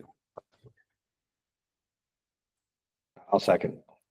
Second by Joe. You'd already discussed. I'll do it again. Done twice now. Any more discussion? All right, all those in favor? Aye. Those opposed? There's no one in opposition. Preschool handbook. Okay. And, page 10, so that was just an update of the staffing specialists we have, so I just wanted to make sure that that was accurate. So that's what that change was on there. I'll take care of the tuition. Only other change. Once again, we're bringing it forward. Last time the tuition was changed was in 2020. There's some supporting evidence. It's not a hill we're dying on. If we want to raise it to offset some of the costs. If not, that's fine too. So is what I see in yellow, what we want to change it to? Currently, what is our current tuition? 150 is now being proposed 175. Yeah, there we go. All students? Preschool, nope, only the All ones that tuition is. No, No. just the ones that tuition in the 50/50. And if we had no students that wanted to pay that increase, what would happen? We would have to, it'd be free. So that's why I'm like, I said, yep, I'll ask, but Yeah, I just I know. don't support the tuition preschool At all? at all. But it's there, so I haven't fought that part. I just don't, I'll fight any increase. We can fight it now. No, I'm I'd entertain a fight. I don't think I'd have to look at the rules, I don't know. I think there might have to be something. I don't know. what do you mean? $1. Yeah, okay. Last time I knew there didn't have to be. I don't know. You think so? I don't know. But I'm not fighting that. Yeah, look at this. My I bad. think Tony's pretty much set, so we're moving on. With you? There you go. So what is the board wanting? Not fight with you, I would fight. On your side, yeah. I don't support the increase. How much do we make on it anyway? Nothing? About $30,000 a year. Really? At 150. Thought? When's the last time we had any increase other than student tuition for preschool? 2019, it was 108, and in 2000, No. oh, Other than preschool tuition, when is the last time we increased any fees in this district? Lunch price? I think we're going, well, lunches, but yeah, to me, it's different, but yes. But it's been decades. I'm fine with it too. That's why I'm not supporting it. We're gonna look at fees, let's look at them all. What other fees do we charge for? Is at least parking here at the high school. Well. That's a parking permit. Yeah. It's been around for That's a decades. fee, right? And it goes to the student activity fee currently. And how much is that 15 large. for a year? Yep. It's been like that for decades. And then any fees for like technical or photography or anything like that? No. You gotta pay to play hockey. If we still have a hockey team. We did, yep. But anyway, it's okay. Yeah, that's the co-op with Sanborn. So. That's no longer. Too bad. All right, so increasing, decreasing. I'm not inclined to increase it, so we could just That's probably one move on. right there, so I'm moving on. I don't know. I do have one other question. Go right ahead. The other schools here, do they do like 50-50 like we do? I think that's a mandate, right? Pretty much. Well, I guess if you, well, you could have, guessing you could have preschool and just have whoever you wanted to if you. No, No, Just- no, you could, you're more likely to have more special ed than, Oh, well, yeah. Yeah, that's, Like, well, more than likely, 50. right? But they take preference over special ed. So if it was going to go over 50-50, it would go in favor of, because you can't have more than, isn't I that? think it would be, in my mind, and I don't have the numbers in front of me, it's more likely we have I'm gonna hold you to this. more special ed than regular ed. That's what I'm saying, right? Yes, one or two usually. But the goal is to be the at, goal is to be 50-50. But it can never be 50-50 the other, over 50% the I other. can't have 25 regular ed kids and Right. 5 special ed kids. I'm using an extreme number just to make my point.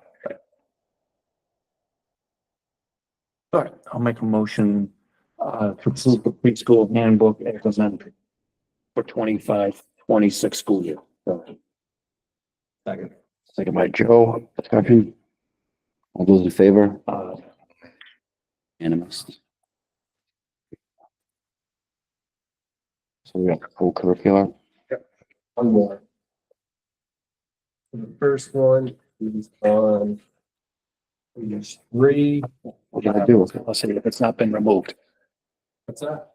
Can't remove a policy if it hasn't been removed. I'm talking out loud. I was just in my head. Forget it. So are you saying that we need to send No, the policy committee? yeah, You're well, acting like me now, Chuck. I know. Getting that. God, it's bad, John. Not a good Now we do too sign. much, man. 65.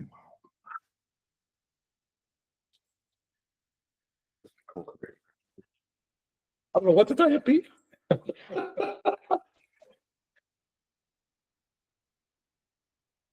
You want, they're trying to remove policy from the handbook that is No, in existence? Pete. It's done. On page 3, policy JJA are co-curricular participation in IOFR athletic program regulations. I have a strike through on that and given the note that those are outdated policies. Yeah, it's GJR. Not all of them yet. No. We haven't done a blanket, because I think the policy committee is bringing them forward as we go through them. But we can, next policy meeting, we just come in and go through that. Oh, yeah, those are old. I knew my brain would refresh. Keep going. All right. I'm still hung up on the 3.72 and the B plus. On page 7, the sway is the sway medical test, the old concussion test that they used to No, that's get. the new one. We're Oh, getting. that's right, that's, but it's, was called something different. Impact, yeah. Yeah, the impact. Page 5, we have a couple changes here. Having, Under third offense, number 2 is suspended from the sport. We want to change that to the team/activity, since this is the co-curricular clubs and activities. Again, just to make it in alignment with what's there. And then also, on number 4 as well, down beneath that. Again, just making those in alignment with what the handbook actually is. Then on page 7, yes, we're getting away from impact testing and doing SWAY medical testing. The reason for this is, one, impact is on its way out because SWAY is coming in and kind of taking that whole program over. Yeah, it's cheaper, it's more user friendly, can be done on phones, tablets versus a hard top computer. So that means the trainer, the nurses can share information, they can take it to the field with them. What else? You get instant results depending on the protocol that you're using. Could take, as little as 5 minutes. This one is also FDA supported, offers more comprehensive testing and easier to implement. Was impact testing ever mentioned in here? I don't necessarily know what the name of it was mentioned. No, I mean, in the sense that it was required to do. Yeah, I think they do a baseline thing at the beginning of the Yeah, year. No, right, but is it mentioned in this handbook? Page 8, top of page 8, it says impact neurology testing. It's currently, Oh, that's where I missed that. Thank you. I got it. all right. I'm back in the game, baby. And then on page 8, we just, again, work with Jeremy and Mike to clean up that whole impact testing, return to play. Kind of cut it down from those multiple paragraphs and bullet points just down to those 3. Under final return to play decision, is Yes. it, as opposed to saying Raymond High School reserves the right, Raymond School District? Because doesn't this apply to middle school athletes and co-curricular or not? This is the high school book, so I don't know if that would, does the middle school have their own athletic policy and? That's a great question. I'm not 100% sure. Yeah, because this refers to credits and eligibility stuff that wouldn't pertain to Right. middle school. I thought middle school had their own handbook. I don't know if they have it. It'd be in the student handbook. They don't have. Oh, maybe, that. yeah. Yeah. Right. We'll have to tackle that another day. And Thank then you. the last one is just an updated NHIAA policy that they had sent us on page 10.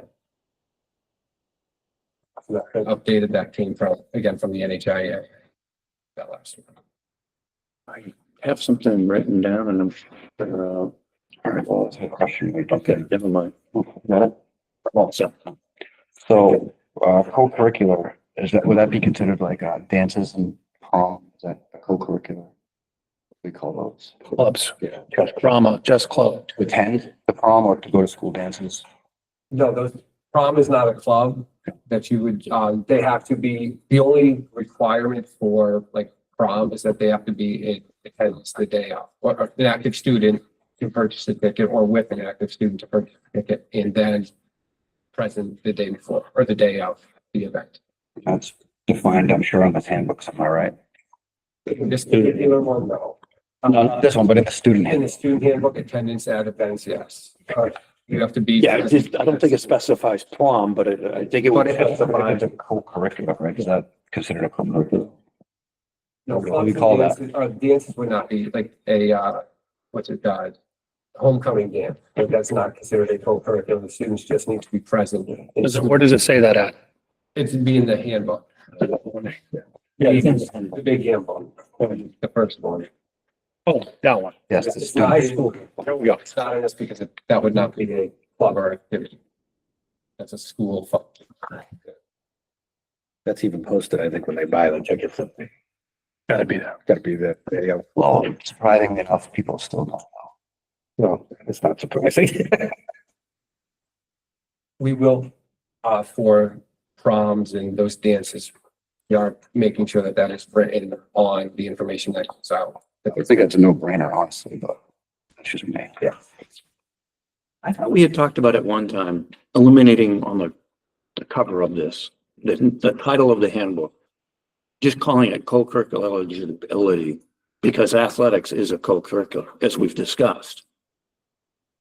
I don't remember a conversation pulling that out. So Why don't we change it from extra to co? we did change last year. We changed from Right. extracurricular to co. Correct. Yes. And we discussed that athletics is a co-curricular. So as opposed to spelling it out and making people think this is only athletic handbook, if we just call it a co-curricular, then it applies to everybody understands, that's all. I think it'd be clearer, but that's just me. I don't have an issue with it. Wait, nobody gets I need to more- say that. What does that mean? Change it into what John says or keep it the same way? So I have no issue with it being this. Okay. Keep it as. Somebody might say, well, where's the athletic handbook? You can never win. Yeah. Honestly, you're never gonna win. So more clarity. the better in my mind. That's just me, John. Make a motion to approve the athletic and co-curricular eligibility handbook for 25-26 school year. Can you change anything in this? I don't think we did. So as presented. Second. No discussion. In favor? Aye. Opposed? More. Thank you very much. Good morning, buddy. All right, middle school, there's minimal changes again. Page 3's updated, welcome letter. Page 14. There are a couple additions to the co-curricular. Intramural soccer, volleyball, and jazz band are done with co-curriculars. So there's a mock Newberry club, a kindness club, and a gaming club. What was that mock? What? Mock. Kind of Newberry gaming club. club, because casino gaming is not allowed. That's the, Newberry club. Yeah, they do the Newberry books and librarian brought in. right. Just heard gaming. Media generalist or whatever. Media generalist, correct title is. Yeah, good enough. I'll take it. All right. Any other changes? Page 15 to 16, basically all that is bringing it in line with the high school, because that's the policy. So basically they're following the same rules that the high school does for any type of those discrepancies that they shouldn't be doing. Make a motion, we approve the 25-26 middle school, the homeschool middle school handbook as presented.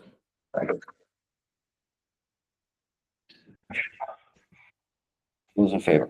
Aye. Aye. Boy. I'll see that.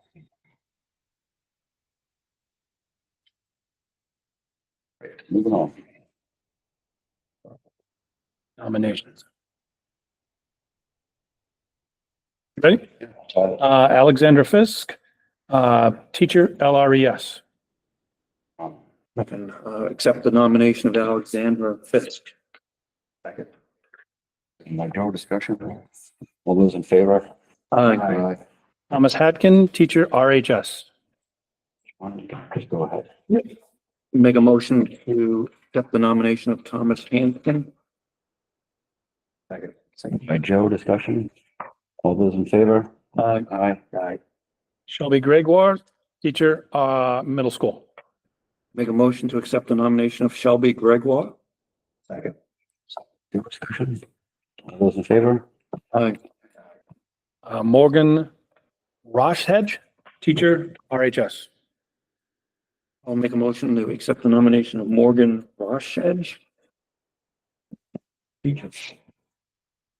Second. Nice. All right, close enough. I was gonna go with left edge, but I don't think. I went with. I think it's got some German to it. I guess I'm the only one that gets beat up for mispronouncing names. All right, second by Joe, discussion. All those in favor? Aye.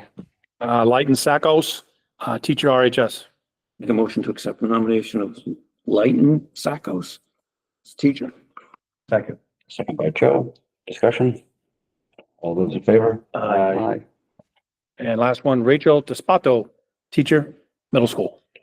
Make a motion to accept the nomination of Rachel Fafato, teacher. Second. Second by Joe, discussion. All those in favor? Aye. Resignations, Margaret Hurd, first grade teacher, LRES, resignation effective June 30th, 2025. Make a motion to accept the resignation of Margaret Hurd, effective June 30th, 2025.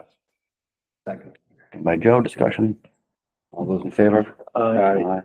Angela Cooper, math teacher, RHS, resignation effective June 30th, 2025. Make a motion to accept the resignation of Angela Cooper, effective June 30th, 2025. I will second that, much as I don't want to, because she is a fantastic, I mean, The amount of time she spends with kids is amazing. I mean, like hours upon hours. And so she was a great math teacher. So a regretful second by Yeah, Joe. regretful. Discussion. All those in favor? Aye. Regretfully. John Eaton, school counselor, LRES, resignation effective June 30th, 2025. Make a motion, we accept the resignation of John Eaton, effective June 30th, 2025. Second. Second by Joe, discussion. All those in favor? Aye. Amanda Mazza, BCBA, middle school, resignation effective, sorry? How long is this list? Oh, man. Amanda Mazda, BCBA middle school, resignation effective August 8th, 2025, You will. summer school. Right. Yeah. I'll make a motion to accept the resignation of Amanda Mazza, effective August 8th, 2025. Second. All right, check by Joe. All those in favor? Aye. No discussion, right? Aye. And one more regretfully, a longtime staff member here who's been, well-respected. Patricia Nardone Boucher, social studies teachers, RHS, retirement effective June 30th, 2025. I'll make a motion to accept the resignation of Patricia Nardone Boucher, effective June 30th, 2025. do I fully second that, because I think my kids are looking forward to taking a class again next year, so. All right. Discussion. All those in favor? Aye. Five, policy GCEB. Dr. Kirk. I'll make a motion to accept policy GCEB staffing group. Second for discussion. Second by John. Discussion.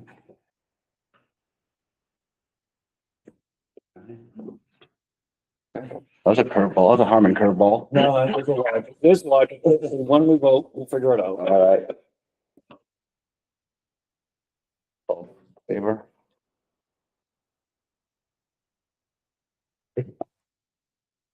Opposed? Yes.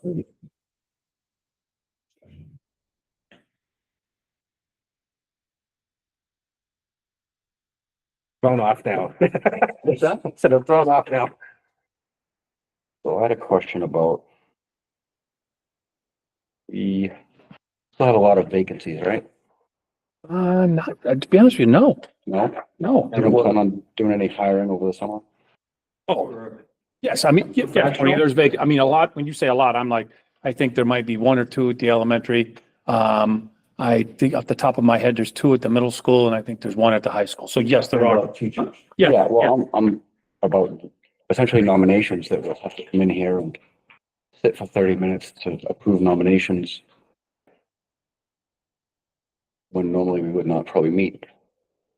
Or potential, like I know we always worry about you hire somebody and then they get called back or they accept a job in the district before we have a chance to lock them in. Are we anticipating having that problem this year? It's a problem every year in the sense that regardless of when you hire somebody, they can still leave you by the time you get to a board meeting. We just, last year, I think, it maybe happened once that we had a meeting just so that we could lock up some individuals. thank you. Always a pleasure. Back. You know, and we talked about this last year and I think the board was said, we talked last year. I think, other districts give the superintendent the authority and then the board rubber stamps the, hires at the next board meeting. I know that board said, no, they didn't want to do that last year, so I don't think there'll be any change. I'm just thinking, is there any reason why we couldn't do that? Because Statutorial, the only people that can accept the nomination is the board. so then how do our districts do it? They do it and then the board basically, well, Yeah, not they'll do it supersede after me, the they just basically say, yep, and accept the nominations.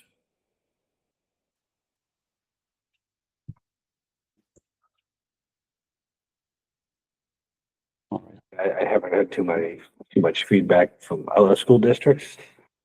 When I go to the meetings saying that the state doesn't let them do that.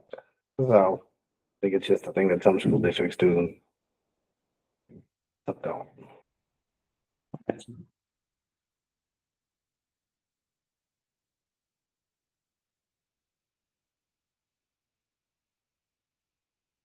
Revised policies, first reading. You got something? Yes. John's asking. Jennifer's asking if Ms. Nardone's was a resignation or retirement. I think your motion was Did I say resignation, and we need to go back and just change that to retirement, please. Sorry, yeah, sorry, I did not We have intend that if I did that. So Send it and then, make a motion to rescind my motion regarding Miss Nardo. Rescind my second. So we approve retirements. yes, It's gonna be at every time. Yeah, I do. Certainly did not mean to do that.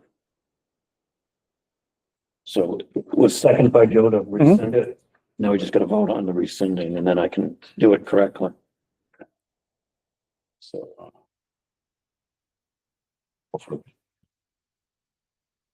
Favor, yes. Yes. All right, let me see if I can do it correctly. Make a motion to accept the resignation. Oh, I didn't get it. We never accept retirements. That's why you keep saying resignation, because we got a whole list of people here that retired we didn't accept. So why are we doing this? We did it. we did. We previously did, way back. Yeah, we did it earlier. Make a motion to accept the retirement of Patricia Nardone Boucher effective June 30th, 2025. Second. All those in favor? Aye. Thank you, Jen.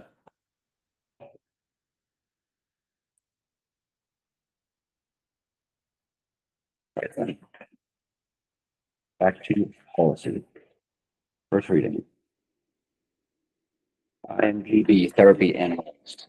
This one. This proposed policy is based on the School Board Association sample policy. Basically it, I guess.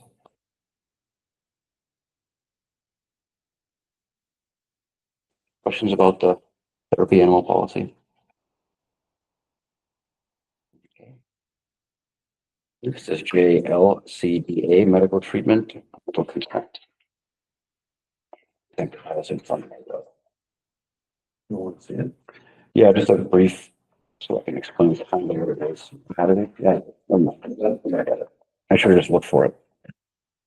So I have a question on this.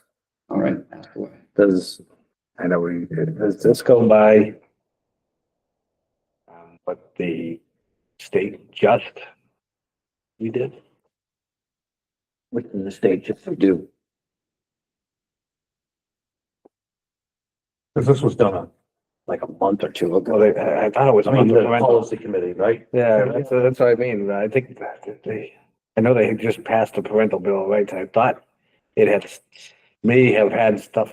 I mean, we could approve it now. Oh, I'm sure Go it back and does. look at it again. I mean, Yeah, we that's, need to. I'm sure it has all kinds of consent stuff on it. yeah, that's what I thought too. So Yeah, I mean, that's, I don't know if medical treatment was exactly pinpointed in that, but I know there's a whole bunch of other stuff. I'm in it. sure it was.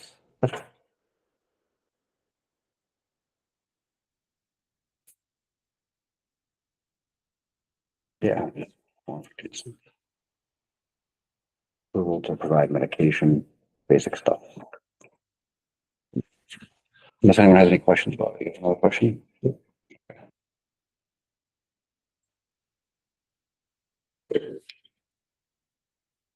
And for the revision to second readings.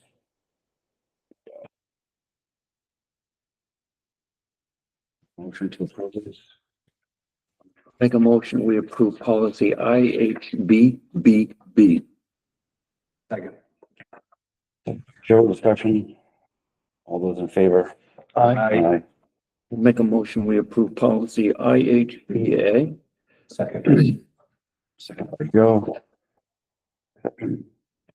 All those in favor? Aye. Make a motion, we approve policy IHBA-R. Second. Yeah, I don't remember. I probably asked. We asked Jody on that one and that was a yes one. Okay, I know we were looking at Still ours too. Yep. thank you. Okay, because that was gonna be my question. I thought we weren't. Yeah, some of them we definitely need. And so that's one of those check a box. Some of them are like, what are we doing here? Yep.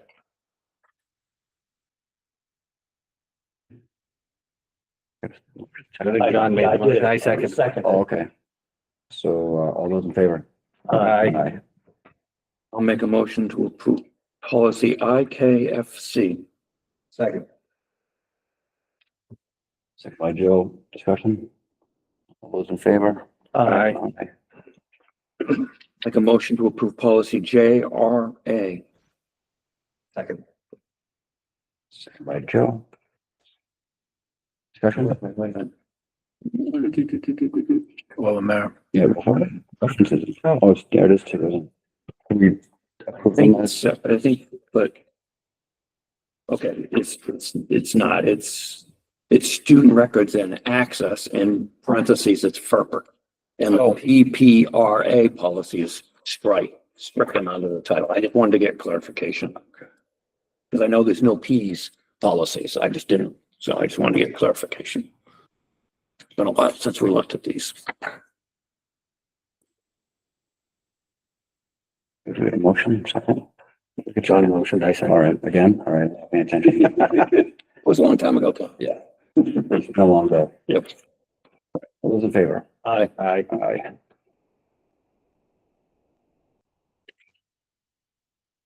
Strategic plan update. With the support of the superintendent, each school will collaborate with the community partner in order to increase positive involvement with our local community. We recently hosted Dr. Allison Roy. She did a presentation on stress and families. She provided strategies to help. We also offered spaghetti dinner to help with childcare. 2 people showed up. Middle school and high school provided and sent out resources to help with the recent crisis we've gone through in school. We continue to partner with RCFY and Seacoast Mental Health community on building our internal knowledge and connection of resources. We also connected with a new partner with 603 Diesel. Been awesome. Develop an overarching message to parents on the importance of communication. I included a paragraph or a paragraph and a half on communication to parents, making sure we're still encouraging open and transparent communication on June 13th. Create a monthly, the next 3 are done. Not going to read them out. Students will have opportunity to showcase their learning. Raymond Cleanup Day, History Fair, Awards Night at the high school, Memorial Day celebration at LRES. And again, Raymond School District in collaboration with its partners will host family and community events such as book bashes, STEM nights, 2 times a year through all the awards nights and all that too. But I just wanted to mention Allison Roy again. Increase parental knowledge of the impacts on behaviors in the school environment, providing parents and guardians tools, strategies to help improve school community behaviors. The district has offered 3 parent community events. Once again, Lynn Lyons, Screenagers, Growing Up in a Digital Age, and the last one was Dr. Roy. I think that's it. That's all I got. Yes, sir. Yeah, just, I don't know where to do it, but I'll just mention it now. I talked to Terry about the strategic plan. And I had a discussion that, we're basically 2 of these are, for all essence, current practice. We do it. And the other 2 are still something we're striving to continue to achieve. So I suggested that we have try to add 1 or 2 more in the fall with the strategic planning committee. And Terry's going to have an admin retreat next week, I believe, Tuesday. to discuss the possibilities for those additions, like we did when we did it originally. And the committee will take it, review it, and say whether they want to add those or not, and then come up with actions as it was done last time. I think the temperature might be a little warm that day. I'm going to check the location. We might move it to the middle school because it's a little cooler there. I was going to have that. I'll let you, I want to firm that up. I just don't know the timing of getting everybody in the, because the elementary goes a little later than everyone else. So even though it's a teacher workshop day, they still want to make sure that everyone, I'll let you know, John. It's the plan, I know it's 23 to 26. Yeah, is the plan gonna be redone by January of 2026, or are we looking at the end of the school year? Well, my thought when I talked to Terry was, we're done basically with two of them. Yeah. Why just keep not adding to the plan? Because then we can make use of that time that we have, because we're, in essence, it's the way we do business here. And we can add one or two, depending on the size of the individual plan, action or goal. And to me, it doesn't end on the 2026. The hope is to get these two others done by then. And the two others would be added and they'd be something we strive for 2 or 3 years down, or whatever it is the planning committee decides or recommends for the board. Does that make sense? Yep. Yeah, so sort of expiration date, it's just that we're trying to achieve these by this day. Right. Got it.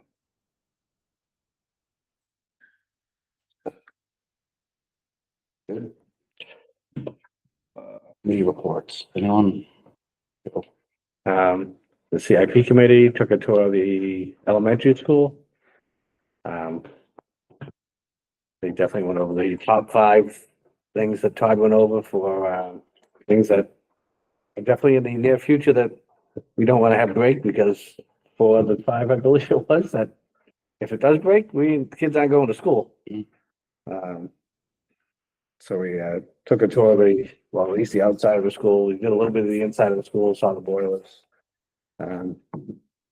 Talked about, we talked about a little bit about today, the architectural plans.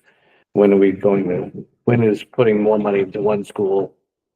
When do we have to start putting more money into the school that we currently have?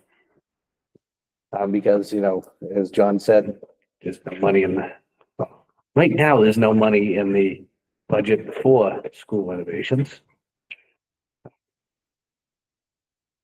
But hopefully they get some, but you're still looking at anywhere between 5 and 10 years down the road. I was starting to build that school. So you did a site walk, Yes. but looked at a little bit of the inside of the school? Well, because What the, we went over more of the CIP, because the CIP committee, it wasn't about, it wasn't the new building committee. And we did go over, I showed them like the closet space that some of the special education uses. That is not very conducive to, kids with special education that have special education needs. We took over, you can see the walls too. We went through the kitchen and stuff like that. The lovely cafeteria. That we have still. the gym / Cafeteria. So they realize some of the restrictions that a lot of students have. And even, spatial wise, we have some classrooms that, there's a good amount of space in there. We also have other classrooms where you can't hang things on walls or anything like that. It counts in for certain things. Well, because if a kid kicks a wall, they'll shake. Yeah, okay. So. Am I lying? No. But like the septic system and stuff like that, we discussed that. If that even need to be replaced, I don't even know what the heck we would do there. Be some sort of grandfathering it. I feel like that time if we touch it, then we're gonna open up a whole DES.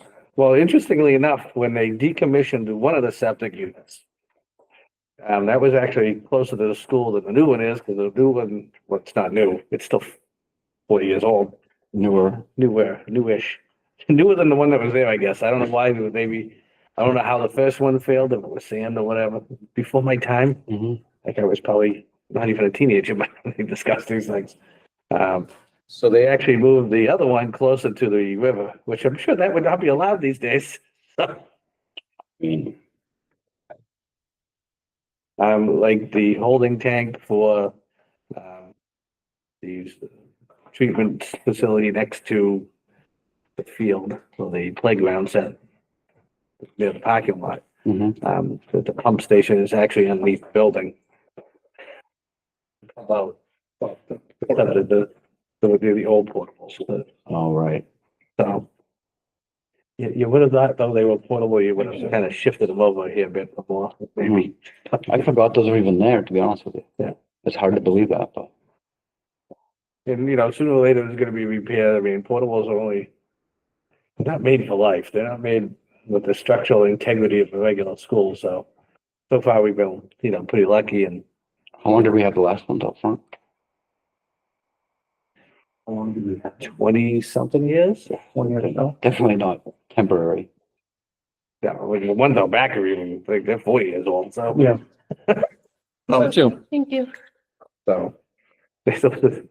Whether those were more structurally sound because there is interior type walls that they created, stuff like that, so. So we got rid of the ones up front and we moved to fourth grade. But Like the middle school. Yeah. anyone else, committee reports? Superintendent. It's that time of the year. Memorial Day concert, fantastic at the elementary school.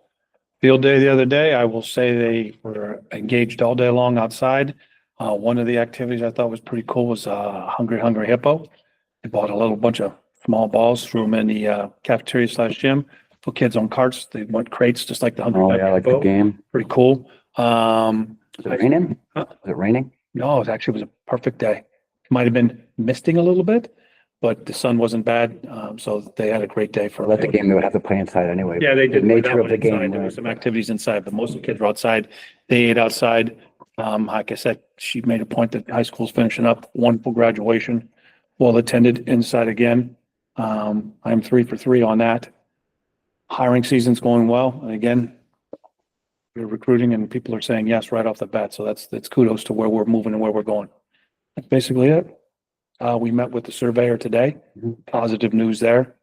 So he's going to meet with the landowner at the Diaz property and the next steps, but it looks like we're an end is near on that. Very good. It was an easy call for me this year. Yeah.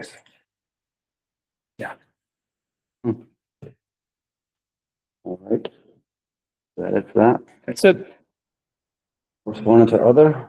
John? Yeah, back in March, I had asked to have the AI put on the agenda. And wanted to be so that we could be ready for the school year with that information, yet it's not been. So I'm asking, when will that be on the agenda? Take a note down and we'll Got it. Yep. put it on the next one. Thank you. No problem. I just want to say that, congratulations to all the graduates. And, yes, I was lucky enough to shake hands with 63 of the best and brightest Raymond has to offer. And, that's a privilege that I will always remember. And, thank them for that. And the hug I got, that was worth all of it. We'll say the arm thing was the best. I get a kick out of all the hats that they make up, do. Oh, they're like, The just the Minecraft one? Minecraft one, I think it was one that had the cherry on top of the cherry on top. Looked like a cherry on top type thing, because it looked like a cake with cherries on top, so. Yeah, it's interesting stuff there. But like you said, you made the right weather call and everything went great. Mm. That's it for that. Joe, anything? Great. Manifest. Accounts payable tonight, $780,343.43. Payroll, $571,900.29 for a grand total of $1,352,243.72. They're all signed. Thank you. There was one other thing I wanted to ask before we quit here. I know it's a big hot topic now in the news, but is there anything? So I don't expect it to be an issue here, but we see that, federal agents are going around and running into difficulties in various places. I saw a neighboring community, some guy running for school board even go on and say that he would fist fight an ICE agent if they tried to get into one of those schools. My thought is, what are you doing at the school? first. But I don't think he understood the job. But, so is there something that we have in place that would, if it, say that does happen and someone does decide they want to interfere, what then happens? I think they turn, the authorities, proper authorities would take care of the situation, right? And I just want it to be clear, I'm not getting locked up. right? Because, like I said, there's a lot of people doing some crazy stuff. Talking about hiding people on the roof, and I'm not looking to interfere with federal investigations. People can disagree with what they want to disagree with. Laws are Laws laws. to the law. I mean, You can't just follow the ones that you like. so All right. Approval of minutes. I'll make a motion, we approve the minutes of May 21st, 2025. Second. Second by Joe. Discussion. All those in favor? Aye. Non-public. I'll make a motion, we go into, non-public under RSA 91A, 013, Roman number 2. Second. Second by Joe. Discussion. John? Yes. Yes. Tony, yes. Joe? yes. Yes. All right. Thank you very much. Make a motion, I think my job's done. Yeah. Jennifer, thank